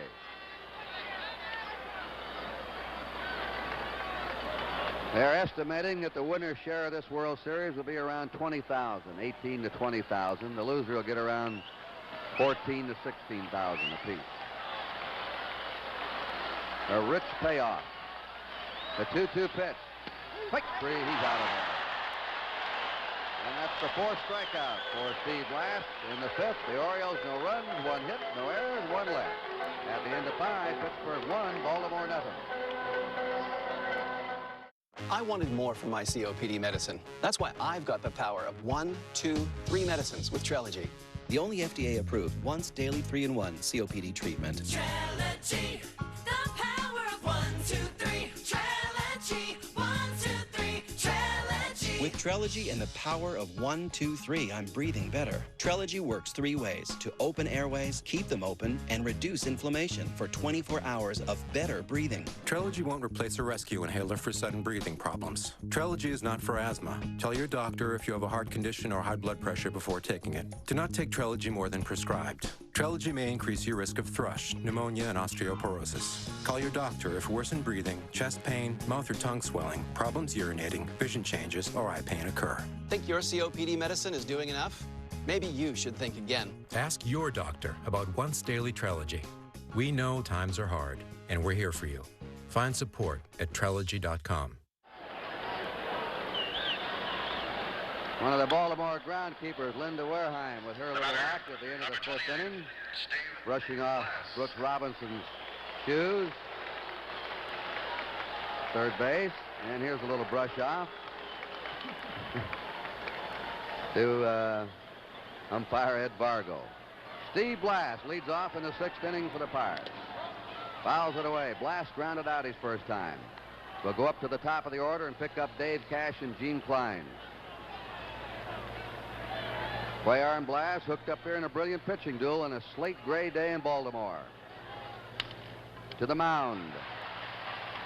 1 away. 1 swipe of the bat by Roberto Clemente is the difference right now in this game. Clemente homered over the left center field fence in the 4th inning with 2 down. That's the only scoring if you just joined us. Dave Cash is grounded to 3rd, line to 2nd. Number 30, Dave Cash. And the man of the week right now in Utica, New York, Dave Cash.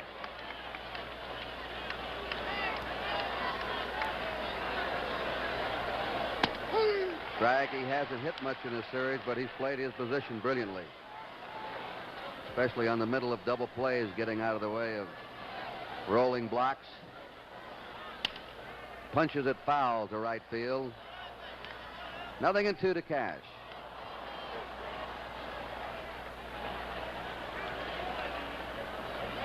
We played the first 5 innings of this game in an hour and 5 minutes. Both these pitchers working quickly. Fouled away.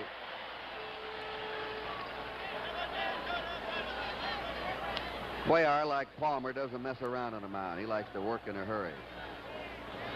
Kurt, that is something that George Bamberger, the Oriole pitching coach, brought with him. He likes his pitchers to work at a good rhythm.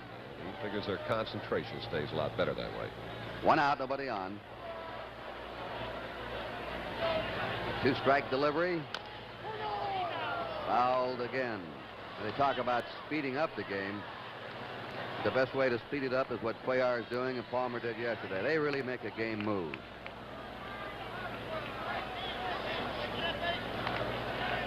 Two strikes to Cash. A ball now, 1-2. Brooks Robinson was expecting Cash to bunt on him today. He hasn't yet, and he's got 2 strikes. 2-2.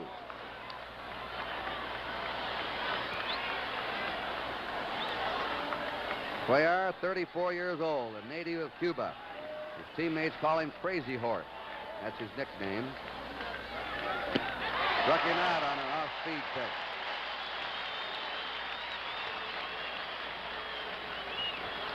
Little compares to the thrills of leading international circus artists and the excitement of the big top. Ed McMahon has your front row seat reserved for the Timex All-Star Circus Tuesday night here on NBC.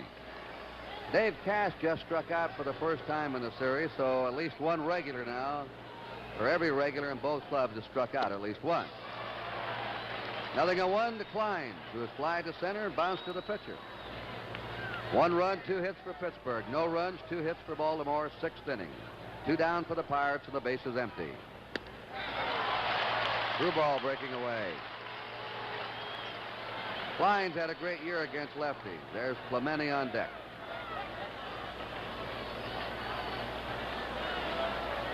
Cuellar's 2-strike pitch. Foul ball.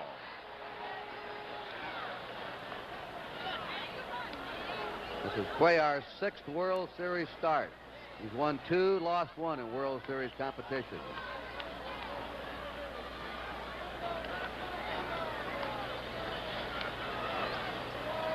He led the Baltimore staff this year in starts, complete games, and innings pitched. Just under 300 innings pitched. 1 ball, 2 strikes. And he and Pat Dobson led the staff in shutouts with 4. 2-2.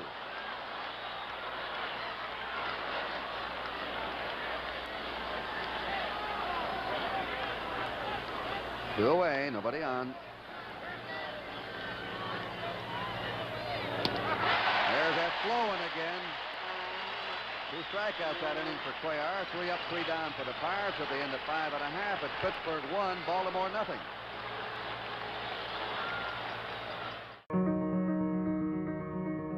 Hey fans, this is Pirates manager Derek Shelton from my home in St. Pete Beach, Florida. Even though we are not playing right now, it is very important to be part of the Stay Home team. It is very important for our healthcare workers that you stay home, you stay healthy, you stay safe. Thank you very much.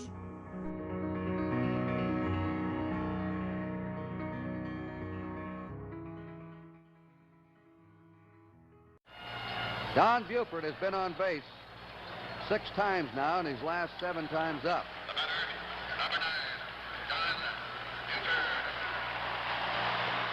Yesterday, he had a single, a homer, a walk, and a double. Today, he's walked and singled. He's also reached base 5 times in a row in the 2 games. This is the top of the Baltimore batting order. And Steve Blass is through with a strike to him. Danny Murtaugh, his aide, Bill Burton.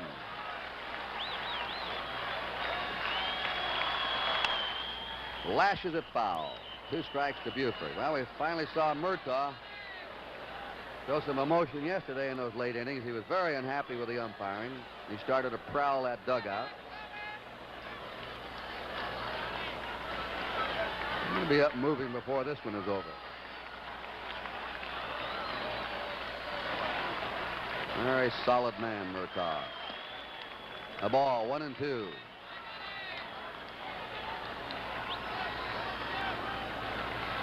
One ball, 2 strikes to Don Buford. Pittsburgh ahead 1-0. Last of the 6th inning. 2-2 count. Steve Blass once paid for ads in local newspapers in Canaan to try and save Little League Baseball in his area. He thinks it's so important for youngsters. He went out and bought his own newspaper ads and urged the citizens to save Little League Baseball. Foul back. 2-2. That's Dave Johnson on deck.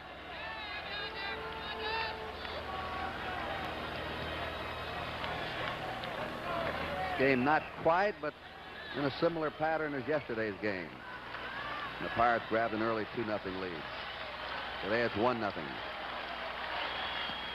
Oh, a hanging curve. A little high. It was over that plate. The 3-2 count. Blass walked Buford in the first, walked Brooks Robinson in the second. He's not walked anyone since. 3-2 pitch. Fly ball to center fielder Klein. 1 down. Dave Johnson has popped up trying to bunt, grounded to third. 0 for 2.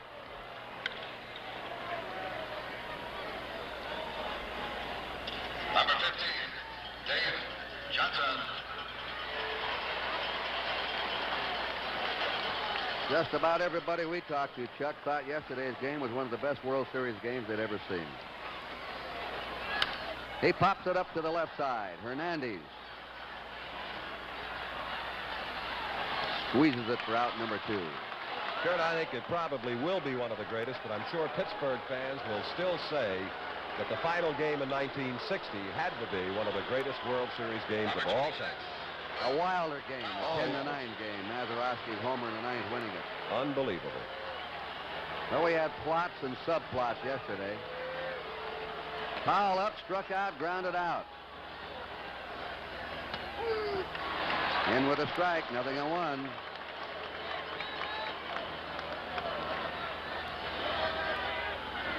The Pirates leading on Clementi's homer, 1-0. That home run came in the 4th inning with 2 out, nobody on. Curves him away. They still have that shift on for Powell. And the outfield swung to right. The Orioles have 2 down, bases empty.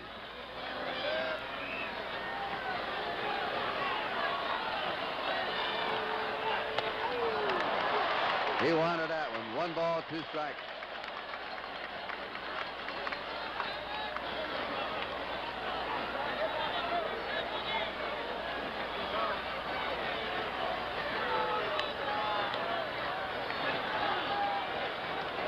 Powell is now 3 out of 25 in the series.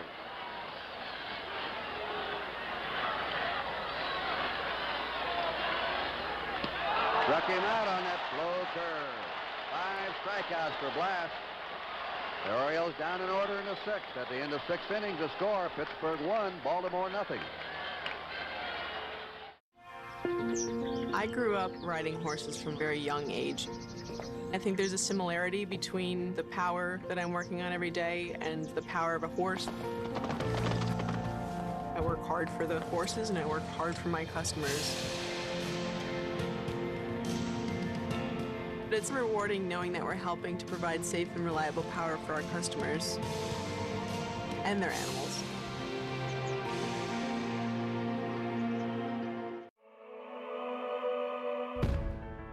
Today I want to use my voice to showcase a real hero, Dr. Evan Shannon. I want to thank Tracy Thomas, Dr. Josh Hughes, Haley Wickenheiser, Dr. Nisi, Savannah Stewart. Thank you for all that you're doing. Nobody knew this was coming, but you guys stepped up. The countless hours you spend at the hospital, coming in on your days off. What she's doing to help other people putting her health at risk and her family, her beloved ones. When I had the virus, I was a little nervous, a little scared. So just being able to just be there. Thank you, Henry, for bringing your A game every single day. You cheer for us, I want to cheer for you. So get up, Nicole, let's go! Let's go. Yeah! Stay strong, Doc. Can we go proud of having you in Jersey? You're the true queen, the real hero. Thank you. Thank you.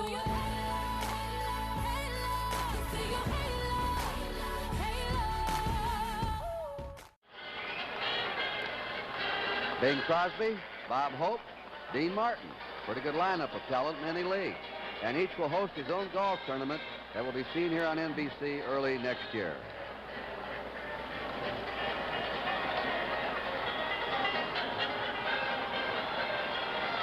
Secretary of State Rogers in the blue suit, seated next to Commissioner Bowie Kuhn. Roberto Clemente will be leading off. And the Secretary of State, like many other fans around the world, applauding his World Series play. Clemente now has hit safely in every game of a 7-game series twice. In the 1960 series, he hit safely in every game. He's hit safely in every game of this series. Hank Bauer is the only other player in World Series history who's performed this feat. If Clemente can get another hit in this game, he will tie an all-time World Series record of 13 hits in a 7-game World Series. And there's a fly ball. His center fielder, Retman, puts it away for 1 out. Clemente had grounded out to short and homered to left. 1 down in the 7th. A little unusual for Clemente. He hit the first pitch, and he does not often do that. All right, Chuck, here's Bob Robertson. Lined to third, grounded to third. Batting cleanup today. And a late change just before the ball game by manager Danny Murtaugh.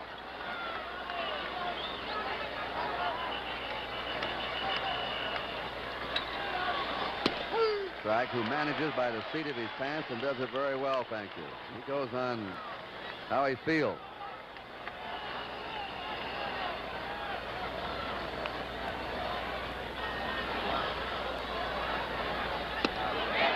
Strike 2. Blair would like to have 1 pitch back in that game, the one he fed Clemente. That's the difference right now, 1-0 Pittsburgh in the 7th.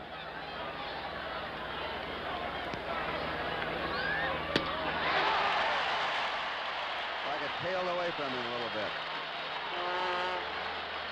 Cuellar picking up his strikeout pitch now. Struck out 2 in the 6th, another strikeout here in the 7th, and he had 2 strikeouts in the 5th. He has struck out 6. Number 35, Manny. He has not walked the batter. Manny Sanguin is grounded out and singled. And he's come up now with 10 hits in this series. Next to Clemente has the most hits. He lost a high one to right fielder Frank Robinson. And the Pirates are gone in the 7th. 1, 2, 3. So we're coming up for the Orioles 7th inning stretch with a score. Pittsburgh 1, Baltimore 0.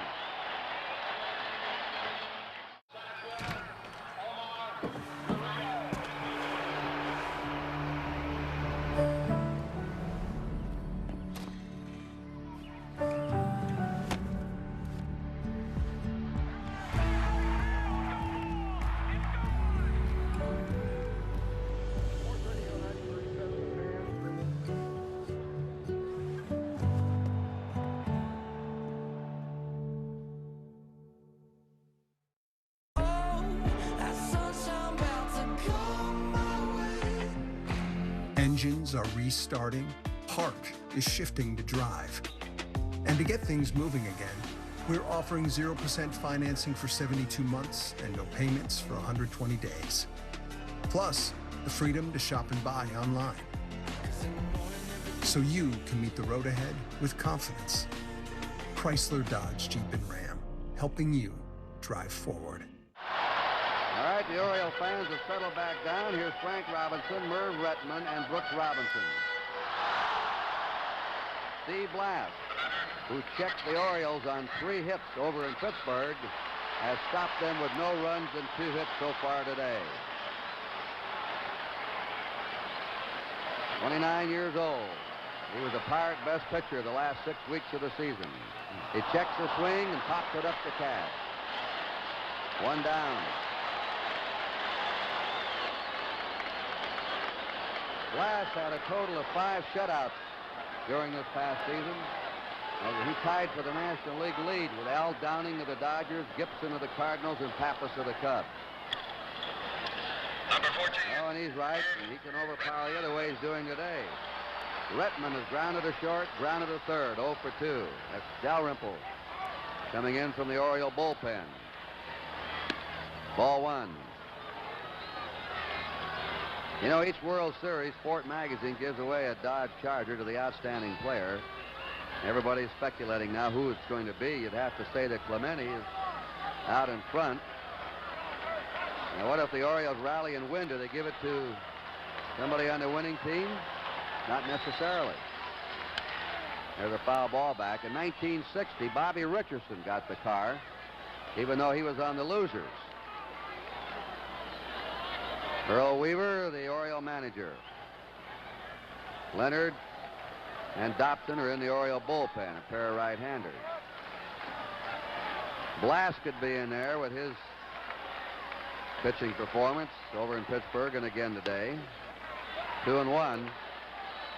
But only once has a member of the losing team won the car.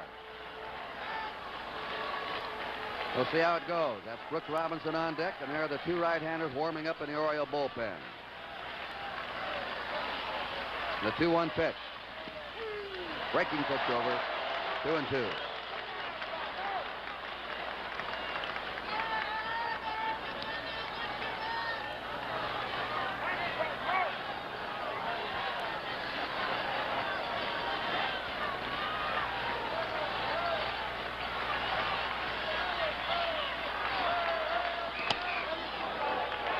Fastball riding out of the strike zone. 3-2.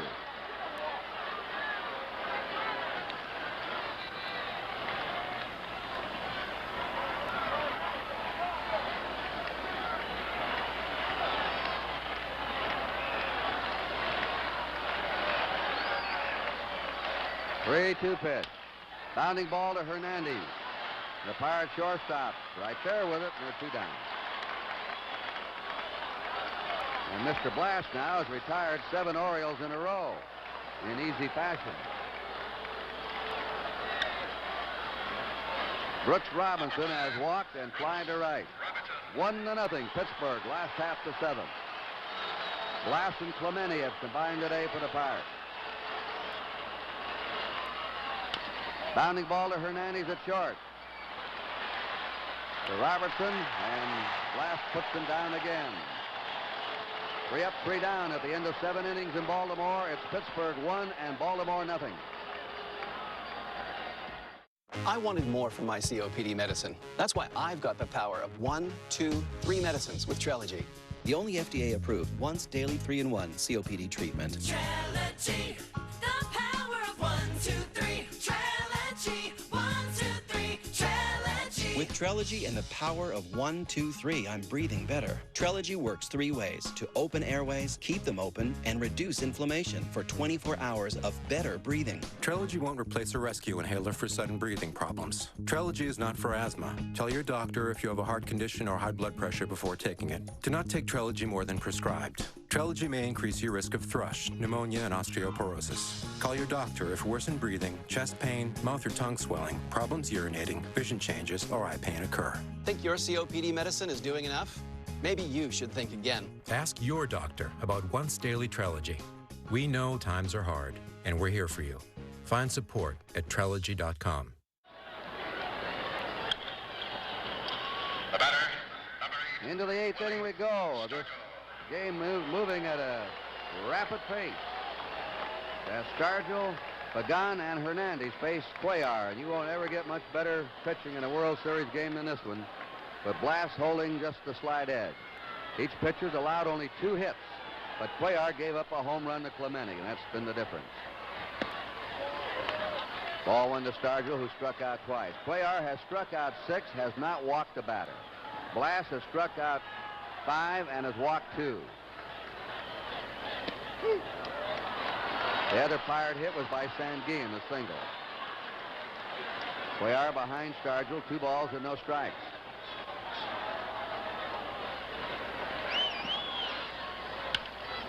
Fouled away. In the last of the 8th, the Orioles have the bottom of their order up.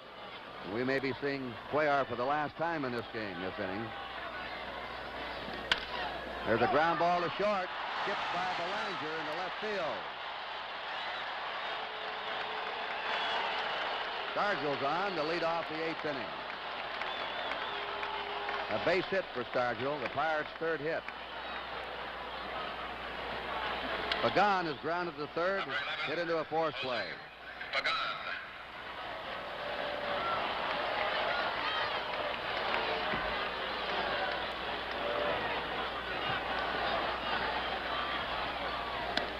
Ball 1 to him. Brooks Robinson at 3rd, Boog Powell at 1st, defensing against the bunt.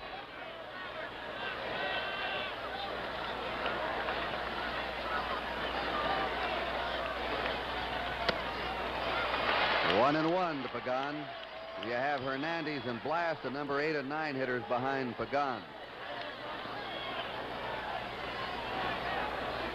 9 years ago in the 1962 World Series, Jose Pagan was playing shortstop for the San Francisco Giants.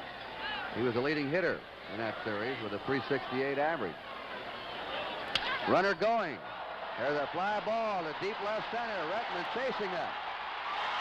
Drags it down. Stargell is being waved around.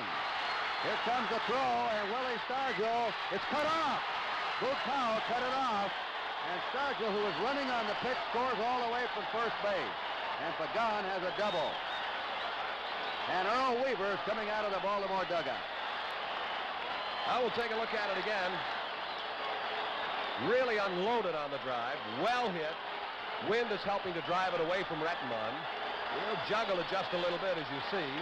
Hits the cutoff man Belanger, and now the throw to the plate is cut off by Powell. And I don't know. We'll take a look at Stargell again, all alone. And the opinion is yours to make, whether or not, had he not cut it off, Hendricks would have had a play or not. Well, we don't see the cutoff in this view, but we've already showed it to you. And now we'll take a look at it again and watch Powell cut the throw off, and then watch the position. Stargell a couple of strides away, or at least one. But a tough play, and the decision was to cut it off. Stargell had it beaten. And we'll never know. Never know. The Pirates now lead 2-0.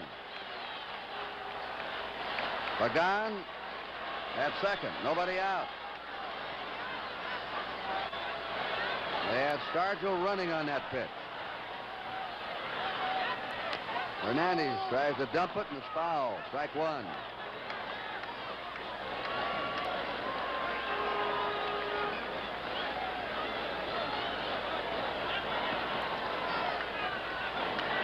No team has ever won every World Series game in their own ballpark. The Orioles now are trailing 2-0. They have a chance to set some World Series history, but they're behind right now. Baltimore won the first 2 games here and game 6 here. The Pirates won all 3 games in Pittsburgh. And no team's ever won 4 games at home in a World Series.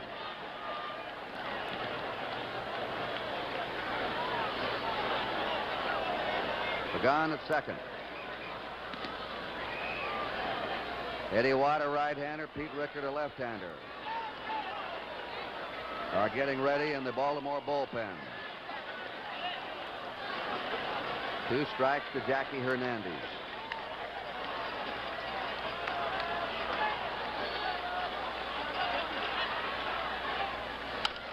Fly ball to Frank Robinson. Pagan is tagging at second. He's holding. Robinson's throw is into Brooks Robinson. Early strong throw by Frank Robinson.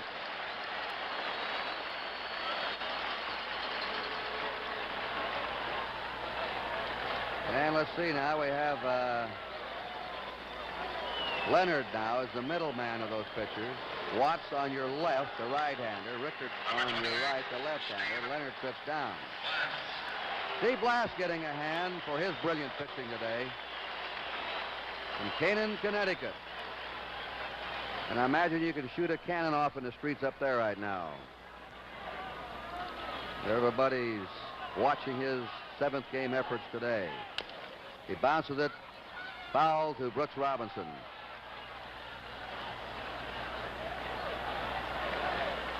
That's Pagan at second, 1 down. The Pirates have just scored again. They lead 2-0 in the top of the 8th. For that matter, Kurt, I doubt that there are many people walking around in the streets in Pittsburgh either. That's right. Quite a few here today.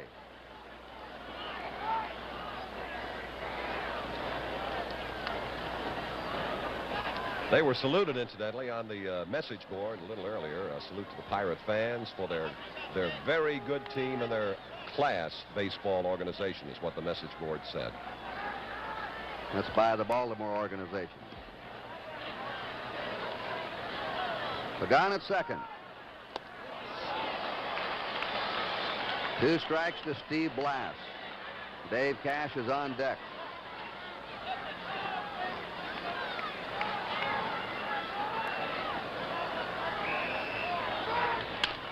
Taps it to Cuellar, who looks Pagan back to second and throws Blass out. 2 down.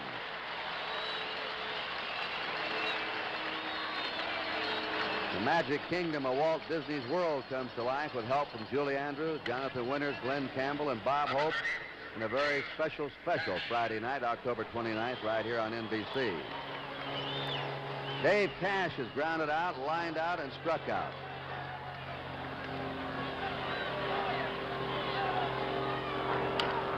He hits it to Brooks Robinson. Fair ball. Brooks over to first. Low throw. Powell comes up again with a good dig out of the dirt. But the Pirates came up with a run on 2 hits, no errors, 1 left. At the end of 7.5 innings, the Pittsburgh Pirates 2, the Baltimore Orioles nothing.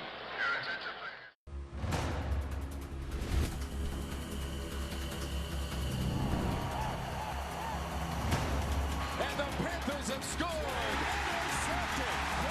The 25, the 15, and touchdown Panthers. 1 man to beat. Streaks down the sideline. He's hit, and the ball comes out. Touchdown Panthers. You can't believe what just happened here at Heinz Field.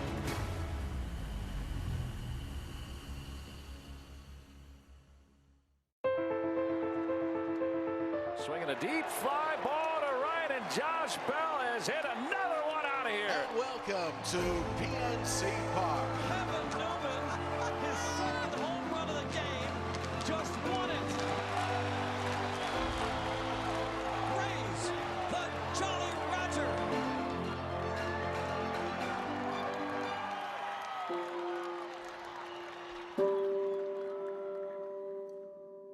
And we're in the last half, the 8th inning. The Orioles, the defending world champs, are behind by 2 runs. They have 2 innings left now, and Steve Blass has retired the last 8 batters he's faced. And Hendricks has reached in an errand double, a strike. He has one of the 2 hits off Blass. Buford single in the 3rd, Hendricks double in the 5th. And again, the shift on against Hendricks, with Hernandez, the shortstop, playing in back of second base. Inside a ball, 1-1. The Pirate bullpen is quiet right now.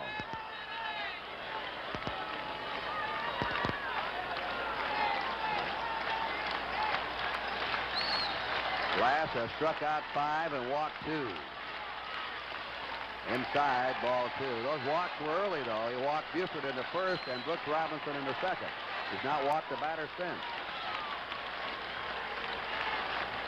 In the Oriole bullpen, Dobson and McNally are warming up. And that ball is a fair ball. No, foul ball. Call it foul. Foul ball called by the first base umpire, Ed Sudol. 2-2 to Ellie Hendricks. So there are the 2 20-game winners, Dobson and McNally. Yesterday, we had a real oddity of baseball when the Orioles used 3 pitchers and everyone was a 20-game winner in 1 game.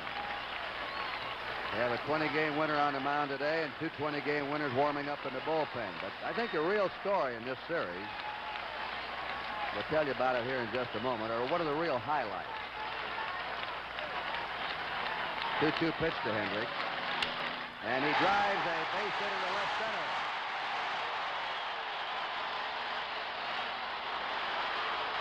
I think one of the real highlights, Chuck, is after the failure of their leading pitcher, Doc Ellis, a 19-game winner, the Pirates, with 6 different starters with sort of odds and ends pitchers, 10-game winners, 12, 15-game winners, have battled those 4 20-game winners to a standstill, and right now hold a slight edge. That has to be the story, Kurt. Everyone knew the Pirates could and would hit. Everyone accepted the fact that they defensively could play a game, too. But no one expected the Pirate pitching to be what it has been in this series. Magnificent. Mark Belanger hit into a double play, flying out. Strike 1 to him. 2 runs, 4 hits for Pittsburgh. No runs, 3 hits for Baltimore. Last of the 8th inning. And you see in the background, Chopay in the on-deck circle. He's going to pinch hit for Cuellar. 1 ball, 1 strike. Ellie Hendricks at first, nobody out on the last of the 8th. Clemente hit a home run in the 4th for Pittsburgh. Pagan doubled in a run in the 8th. That's the scoring. 1 ball, 1 strike. Fouled off the 5th, 1 and 2. And still no action in the Pittsburgh bullpen. There may be now, though. I see some stirring around out there. Yes, they're getting the cart out of the way, and I think somebody's going to start warming up. Looks like Luke Walker. 1 ball, 2 strikes. And there's a drive up the middle for a base hit. Hendricks goes in the second, and the Orioles have the tying runs on base in the last of the 8th.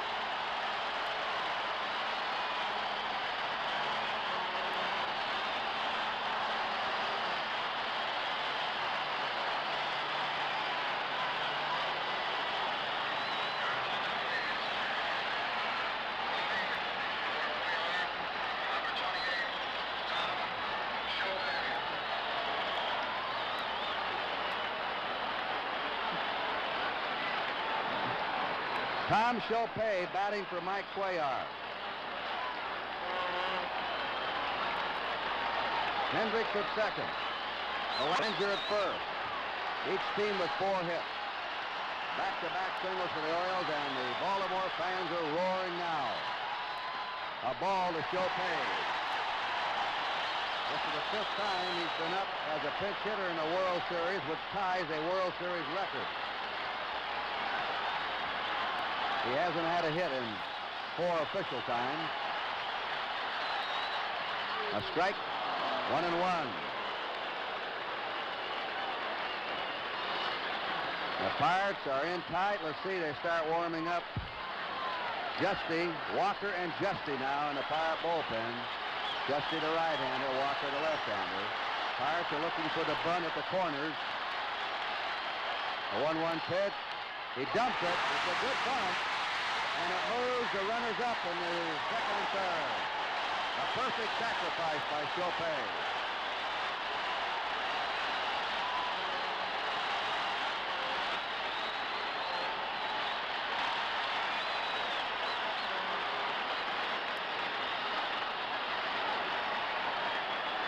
Earl Weaver now sweating it out.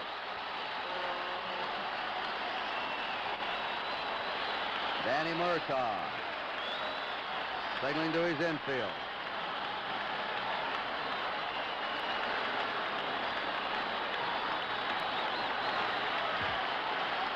Walker made that, or Blass made that throw to first. I think he would have had a real gamble trying to go to third.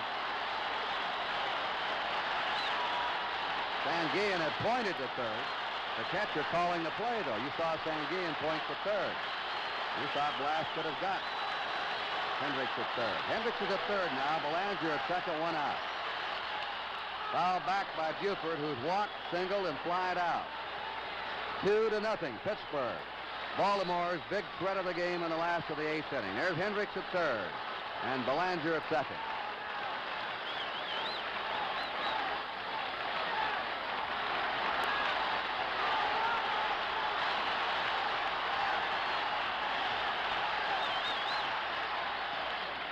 Outside, a ball. 1-1 to Don Buford.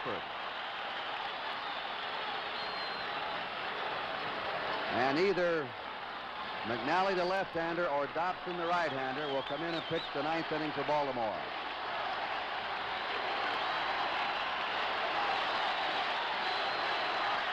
One and one pitch. Foul back, and Blass is ahead of him. 1 ball, 2 strikes.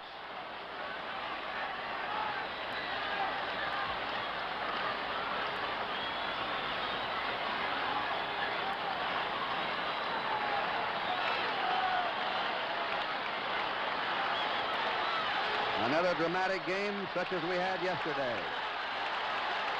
1 ball, 2 strikes. The tying runs at second and third for Baltimore. 1 out. Off-speed pitch is hit to Bob Robertson. A run will score. Steps on the bag. It's a 2-1 game. Over to third goes Belanger. Give Buford an RBI.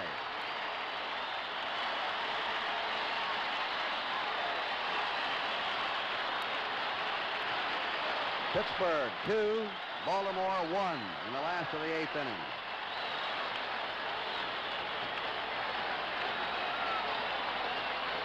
Dave Johnson pops up trying to bunt, grounded to third, popped to short, 0 for 3. Yesterday he came up with a big hit when he looped a single into left field in the 7th inning to tie the game. Pagan is playing shallow at third against him. Breaking pitch away, 1-0.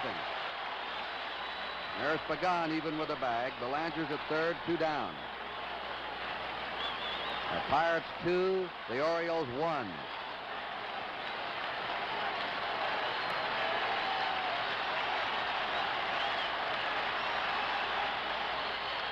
Check swing foul, 1-1.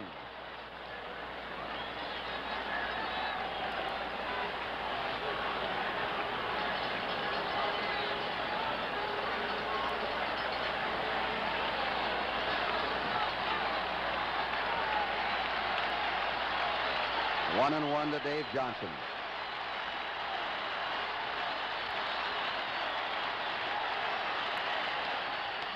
In there, strike 2. 1 ball, 2 strikes. Belanger at third, 2 down.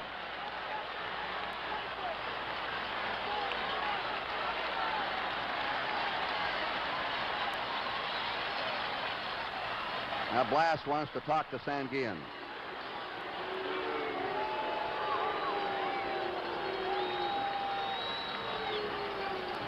Stay tuned right after this game for NFL football, either Cleveland at Cincinnati or San Diego at Denver, right here on NBC.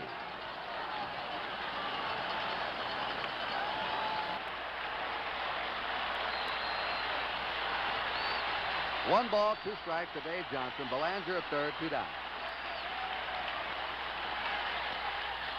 Inside, 2-2.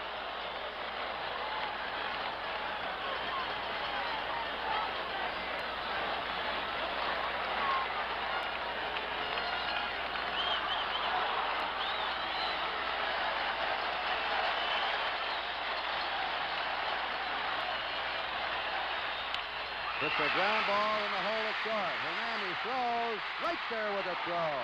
Oh, he's played a steady shortstop in this series. And the Orioles pick up a run. 2 hits, no errors, 1 left. At the end of 8, Pittsburgh 2, Baltimore 1.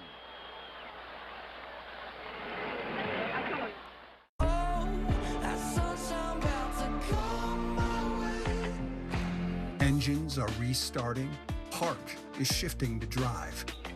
And to get things moving again, we're offering 0% financing for 72 months and no payments for 120 days. Plus, the freedom to shop and buy online. So you can meet the road ahead with confidence. Chrysler, Dodge, Jeep, and Ram, helping you drive forward. As COVID-19 brings the world to a halt, we won't stop. Across the globe, around the clock, UNICEF is tirelessly working to keep children safe, bringing water and soap, medicine and protective equipment to families and healthcare workers. While many people are forced indoors, UNICEF is on the front lines, just as we've been for over 70 years, through war, disaster, and disease. UNICEF has the world's largest humanitarian warehouse, sending supplies to the most remote areas, delivering life-saving help to children. What we all do in this moment will make the difference for millions of lives. We know we can do more together. UNICEF won't stop until every child is protected. Join us at unicefusa.org/COVID-19.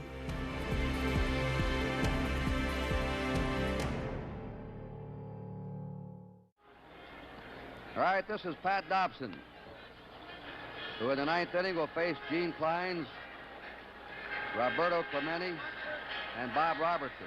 A couple of final pro football scores. The Washington Redskins won their 5th in a row, shutting out the St. Louis Cardinals 20-0. And the Miami Dolphins murdered the New England Patriots today, 41-3. Two final scores. Right after this game, we'll have NFL football on NBC.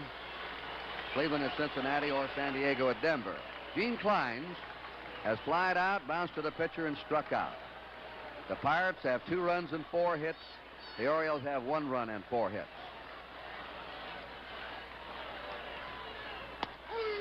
Dobson in with a strike. He won 20 and lost 8 this year. His 3rd appearance in this World Series. Look out. 1-1. He's pitched 6 innings, given up 11 hits in this series, and an earned run average of 4.50. His 2nd relief appearance. 2-1. If you joined us late, Clemente hit a home run in the 4th. Nobody on with 2 out over the left center field wall. In the 8th for the Pirates, Stargell singled and Pagan doubled him home. And Stargell was going on the pitch. And back of second, Belanger's throw in time. 1 down.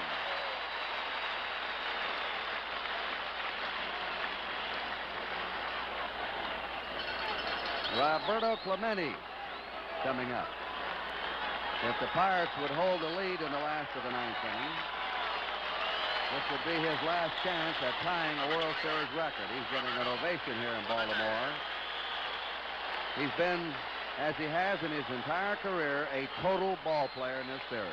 Running, throwing, fielding, and batting. He has 12 hits. The record is 13 by Bobby Richardson and Lou Brock. They each had 13 hits in a series. 7-game series. Ball 1 to Clemente, who grounded to short in the 1st, homered in the 4th, flied out to center field in the 7th. And if your Oriole fans are looking ahead, they'll have Powell, Frank Robinson, and Retman up in the last of the 9th inning.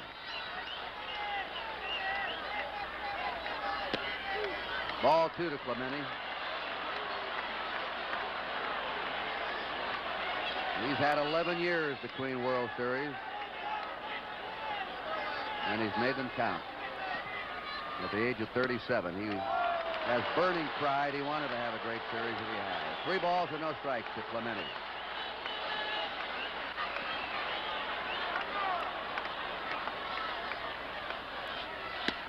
There's a strike to him, 3-1.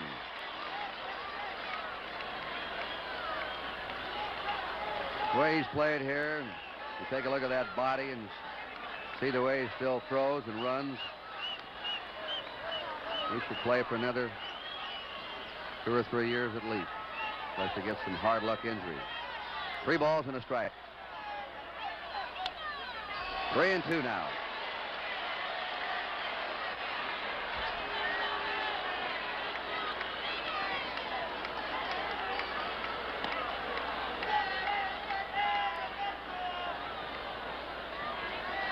One out, nobody on. 9th inning, the Pirates leading 2-1.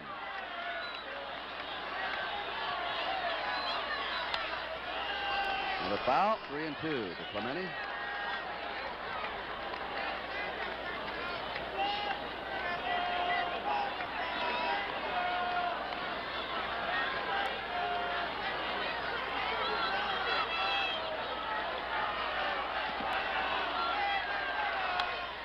Foul Fouls are back. Cuellar pitched 8 innings. 2 runs and 4 hits. Cuellar struck out 6 and did not walk a batter. But Blass was just a little bit better. 3-2.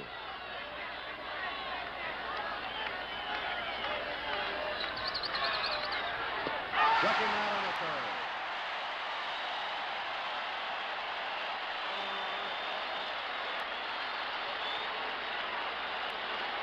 Two down for Pittsburgh in the ninth.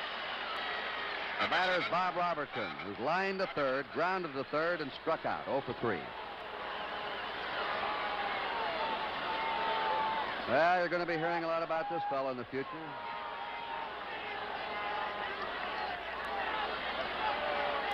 He's hit 6 home runs in postseason play for the Pirates. A strike.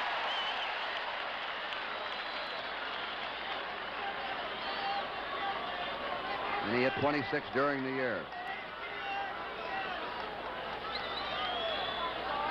25 years old.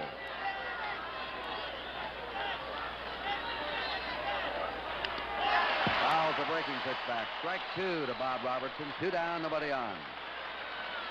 On deck, Manny Sanguillen.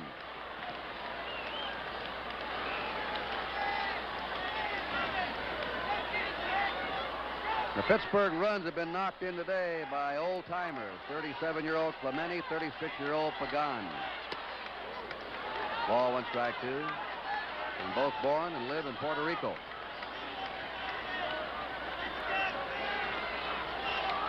One ball, 2 strikes to Bob Robertson. Serve hangs inside there, and 2-2.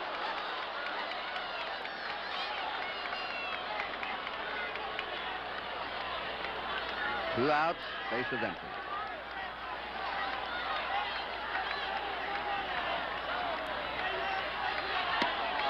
Three and 2 to Robertson.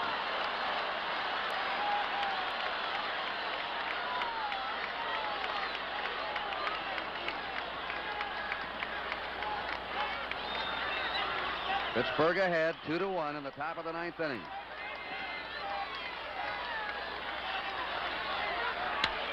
Lashes it into left field. Buford over there for it. Robertson makes the turn and holds. Base hit number 5 for Pittsburgh. We pause briefly for station identification. This is the NBC television network. Number 35, Manny Sanguillen. And back here in Baltimore, this is Kurt Gowdy with Chuck Thompson and Tony Kubek. As Manny Sanguillen is up now. He has singled in 3 times.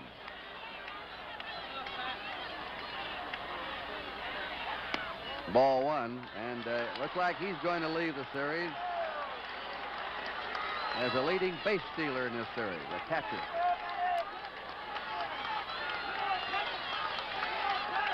Remember that the NFL football will follow this World Series game. There's a strike. As soon as we're through here with the 7th game of the series, we'll be switching to either Cleveland at Cincinnati or San Diego at Denver, NFL football. Bob Robertson at first, 2 down. Pirates leading 2-1. 9th inning.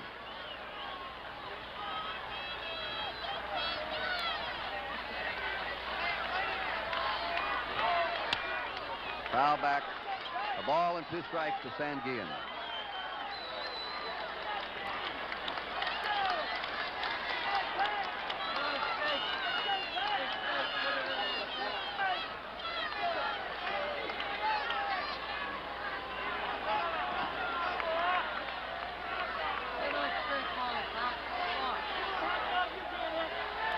This will be a time call.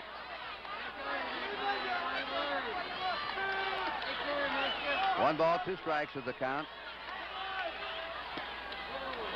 2-2.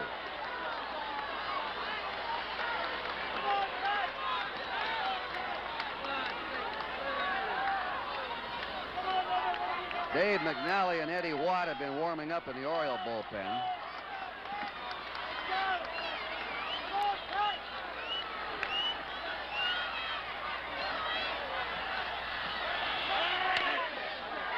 tough chance for Brooks Robinson. The throw. Safe at first base. And once again, for a catcher, the outstanding speed of Sanguillen is something. He beat it out. Robertson's at second. Sanguillen's at first. Watch him leg this one out now. By Dobson, charged by Brooks Robinson, who makes a good play on this. But Sanguillen had put on the bag just before the ball popped into Boog Powell's mitt, and Earl Weaver's to the mound. That is the 11th hit for Sanguillen in the series. He's just been a hitter all the way in the minor leagues and major leagues. In his background, Dobson is coming out. And we're going to have Willie Stargell up. We may have Dave McNally now, left-hander, coming on to pitch for him. And while we have a break in the action here at Baltimore, the score in the 9th inning, Pittsburgh 2 and Baltimore 1. Dave McNally pitched a third of an inning yesterday, came in the 10th inning and received credit for the victory. And he's on now with 2 outs in the top of the 9th inning. And while he warms up, let's go down to Tony.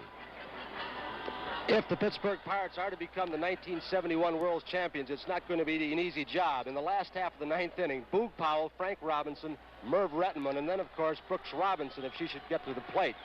So far, Blass and the pitching in this ballgame has been just exceptional. Cuellar was breezing along. He got his screwball in the groove. He got in a little bit of trouble. The defense has been superb. And it would be fitting, if no more runs are scored in this ballgame, than the great Roberto Clemente, who hit the home run to give him the lead to start the ballgame. Back upstairs. And look at that Earl Weaver pacing in that Baltimore dugout. Willie Stargell has struck out twice, singled, and scored from first base. He was running on a pitch when Pagan doubled over the head of Merv Rettenman in the 8th inning. The ball was cut off in front of the plate by Boog Powell. Runners on first and second for Pittsburgh now, 2 down. Ground ball to Dave Johnson. And they're out of the inning. Stargell grounds out in the top of the 9th. No runs for Pittsburgh. 2 hits. There were no errors, and they left 2. And so we're coming to the last of the 9th inning with a score. Pittsburgh 2, Baltimore 1.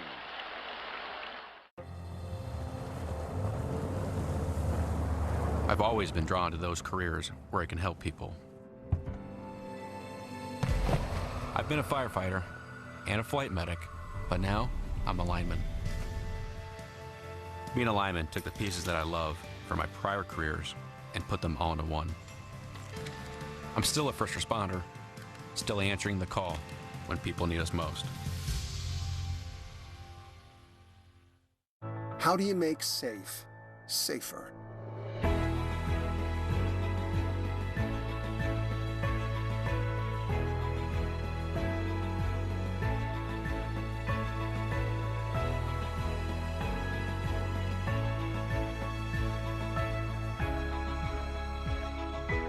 We take extraordinary measures because at AHN, it's safety first, always.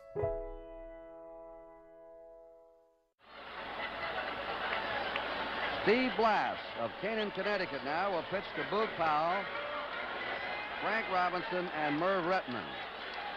At the present time, nobody is warming up in the Pittsburgh bullpen. Blass had a shutout until the 8th inning when he gave up a run.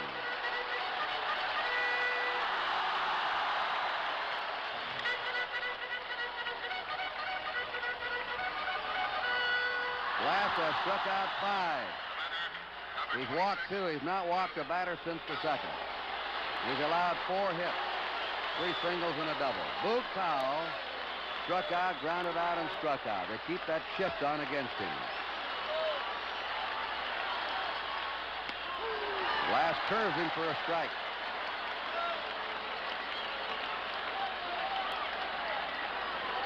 If the Pirates hang on, they'll be the 5th team in World Series history to lose the first 2 games of the series and come back to win the World Championship.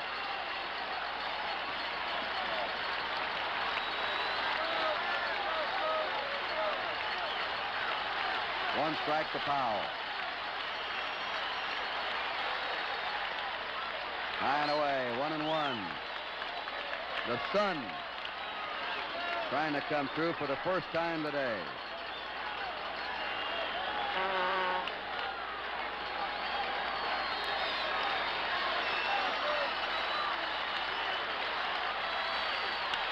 Foul ball. Curveball that they got out in front of. 1 ball, 2 strikes.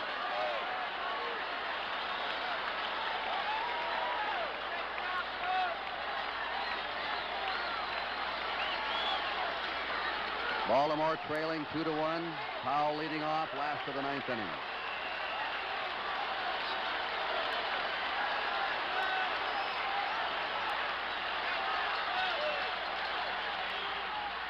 And the curve misses 2-2.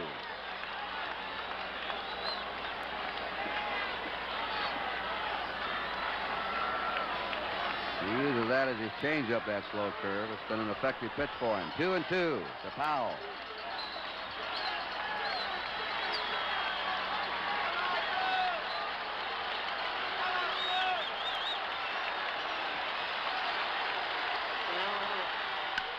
Big bounding ball to Dave Cash at second.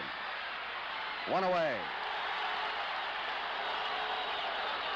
To our production staff and engineering staff, all during our Game of the Week season and during this World Series in New York, Los Angeles, and Chicago, we want to give them congratulations and a deep thank you for the excellent work they've done all year, our NBC crew. 1 out. Frank Robinson has gone hitless. He slid to right, struck out, and popped up. And he hits a pop-up in the shallow left center. Hernandez, the shortstop, is back. 2 down. 1 more out. And the Pirates are world champs, but that's always the hardest out to get. Now here is Merv Rettenmund. He's grounded to short, grounded to third, grounded to short. A special thanks to Alan Roth, our statistician, our stage manager, Jim O'Gorman.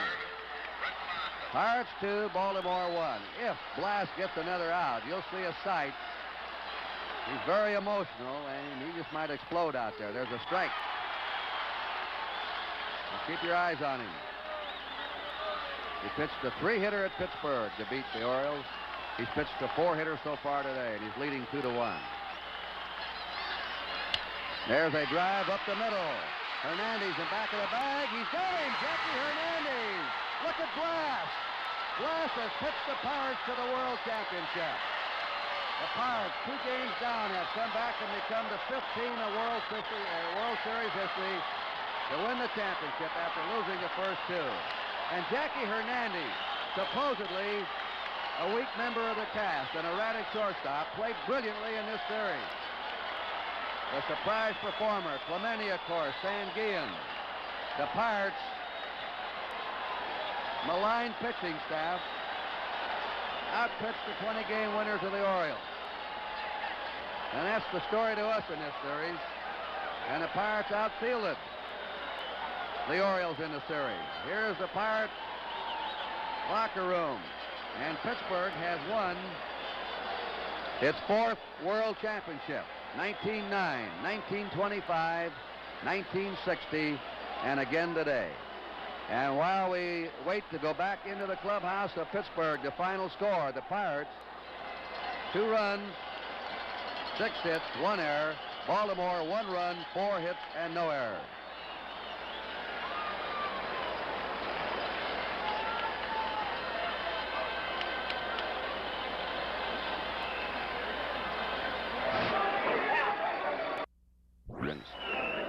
Thank you very much, Kurt Gowdy. Well, here they are, a very hilarious group of people. The Commissioner of Baseball, one of the owners, Thomas P. Johnson, and, of course, Danny Galbraith, Steve Blass, the winning pitcher. This place is pandemonium as the Pittsburgh Baseball Club came on to do it. And, Commissioner, this has been a great World Series. Right. And I know you have a presentation you'd like to make, sir, at this time. Yes, sir, I do. Danny? Danny Murtaugh stepping in here with Commissioner Buick-Kahn. See if we can handle this. Sure can. This is the emblematic of the World Championship in 1971, and I think your team has earned it as a championship squad that came from behind to win like champions and beat the Baltimore Orioles, who had been the reigning champions. And I congratulate you and your players and Steve Blass and your whole club. Thank you, Commissioner. And I don't believe there's been a better played series since I've been around anyway. I'm deeply grateful. Danny Murtaugh, let me step in here for just a moment. 1960, you performed the impossible, and you did it again. Congratulations here in 1971. Thank you, Bob.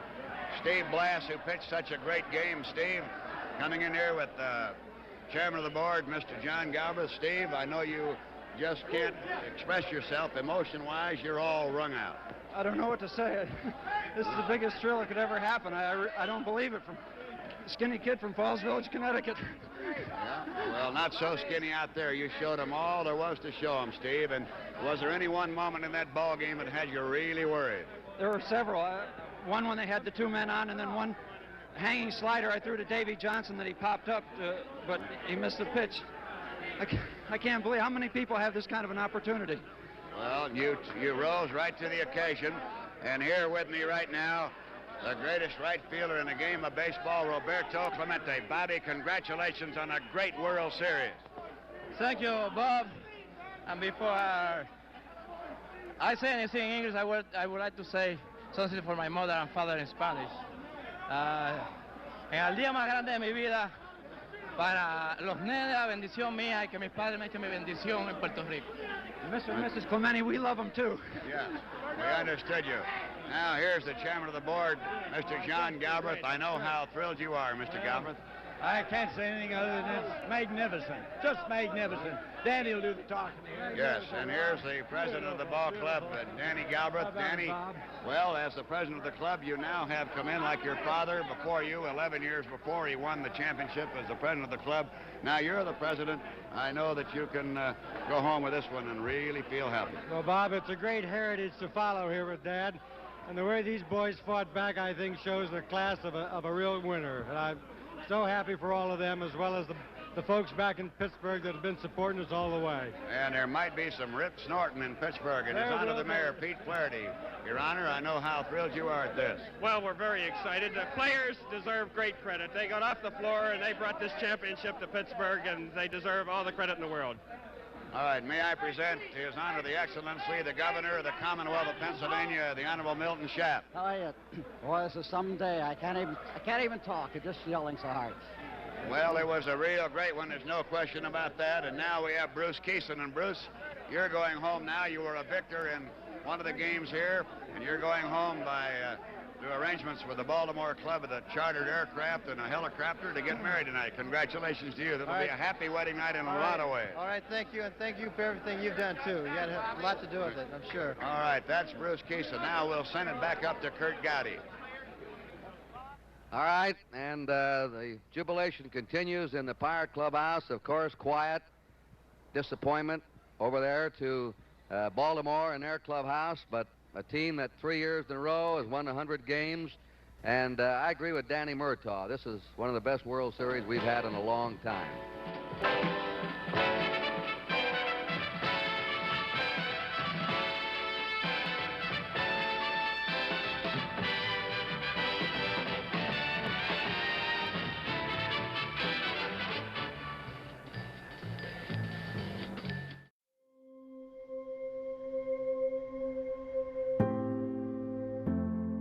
The Pittsburgh Pirates say thank you to all those serving others and serving on the front lines so that we can all stay home.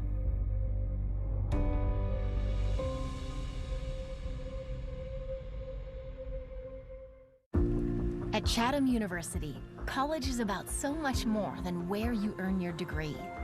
It's about what exploring the fields of healthcare, sustainability, arts and design, and the sciences mean to your future. It's about how hands-on research and training prepares you for a career, and why having engaged, empowering faculty makes a difference to your success. With all of that said, you should see where you will earn your degree. You really should. This month on Inside Pirates Baseball, recovering from Tommy John surgery is becoming common. Doing it a second time is not. But that's the battle Jameson Taillon is taking on. Get an exclusive look at Taillon's path to recovery on Inside Pirates Baseball all this month.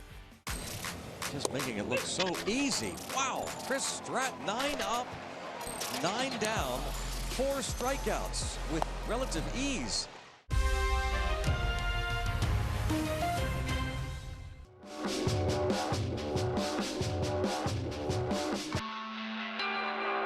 The Pittsburgh Pirates own a rich history, great players, championship teams, incredible moments.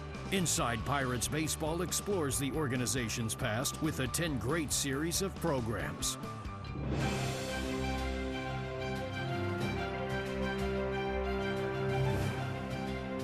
Now, 10 great Pirates pitching performances. Welcome to Inside Pirates Baseball's 10 great series of programs. The next 30 minutes highlight 10 great pitching performances in Pirates history. A classic pitching performance can take one's breath away, keep one spellbound with each delivery. The list of 10 great pitching performances is an elite collection, yet spectacular outings miss designation on the list. One prominent honorable mention belongs to Charles "Babe" Adams, a righty known for impeccable control. His 1.29 walks per 9 innings was second lowest in the 20th century. On July 17, 1914, Adams pitched an entire 21-inning game versus the New York Giants and did not surrender a single walk, the longest game without a walk in MLB history. However, he did give up 12 hits and lost 3-1. Now, 10 great Pirates pitching performances. Number 10, 10, 10. Number 10, Bruce Kison. Kison it goodbye. June 3rd, 1979, San Diego Padres at Three Rivers Stadium. After regular starter Don Robinson can't go, Bruce Kison is pressed into service, even though he pitched in relief the night before. Kison never thought he'd pitch and ate a sandwich 30 minutes prior to game time. I'd just eaten an Italian hoagie spicy sandwich. Harvey Haddock came in and said, you better get down to the bullpen, because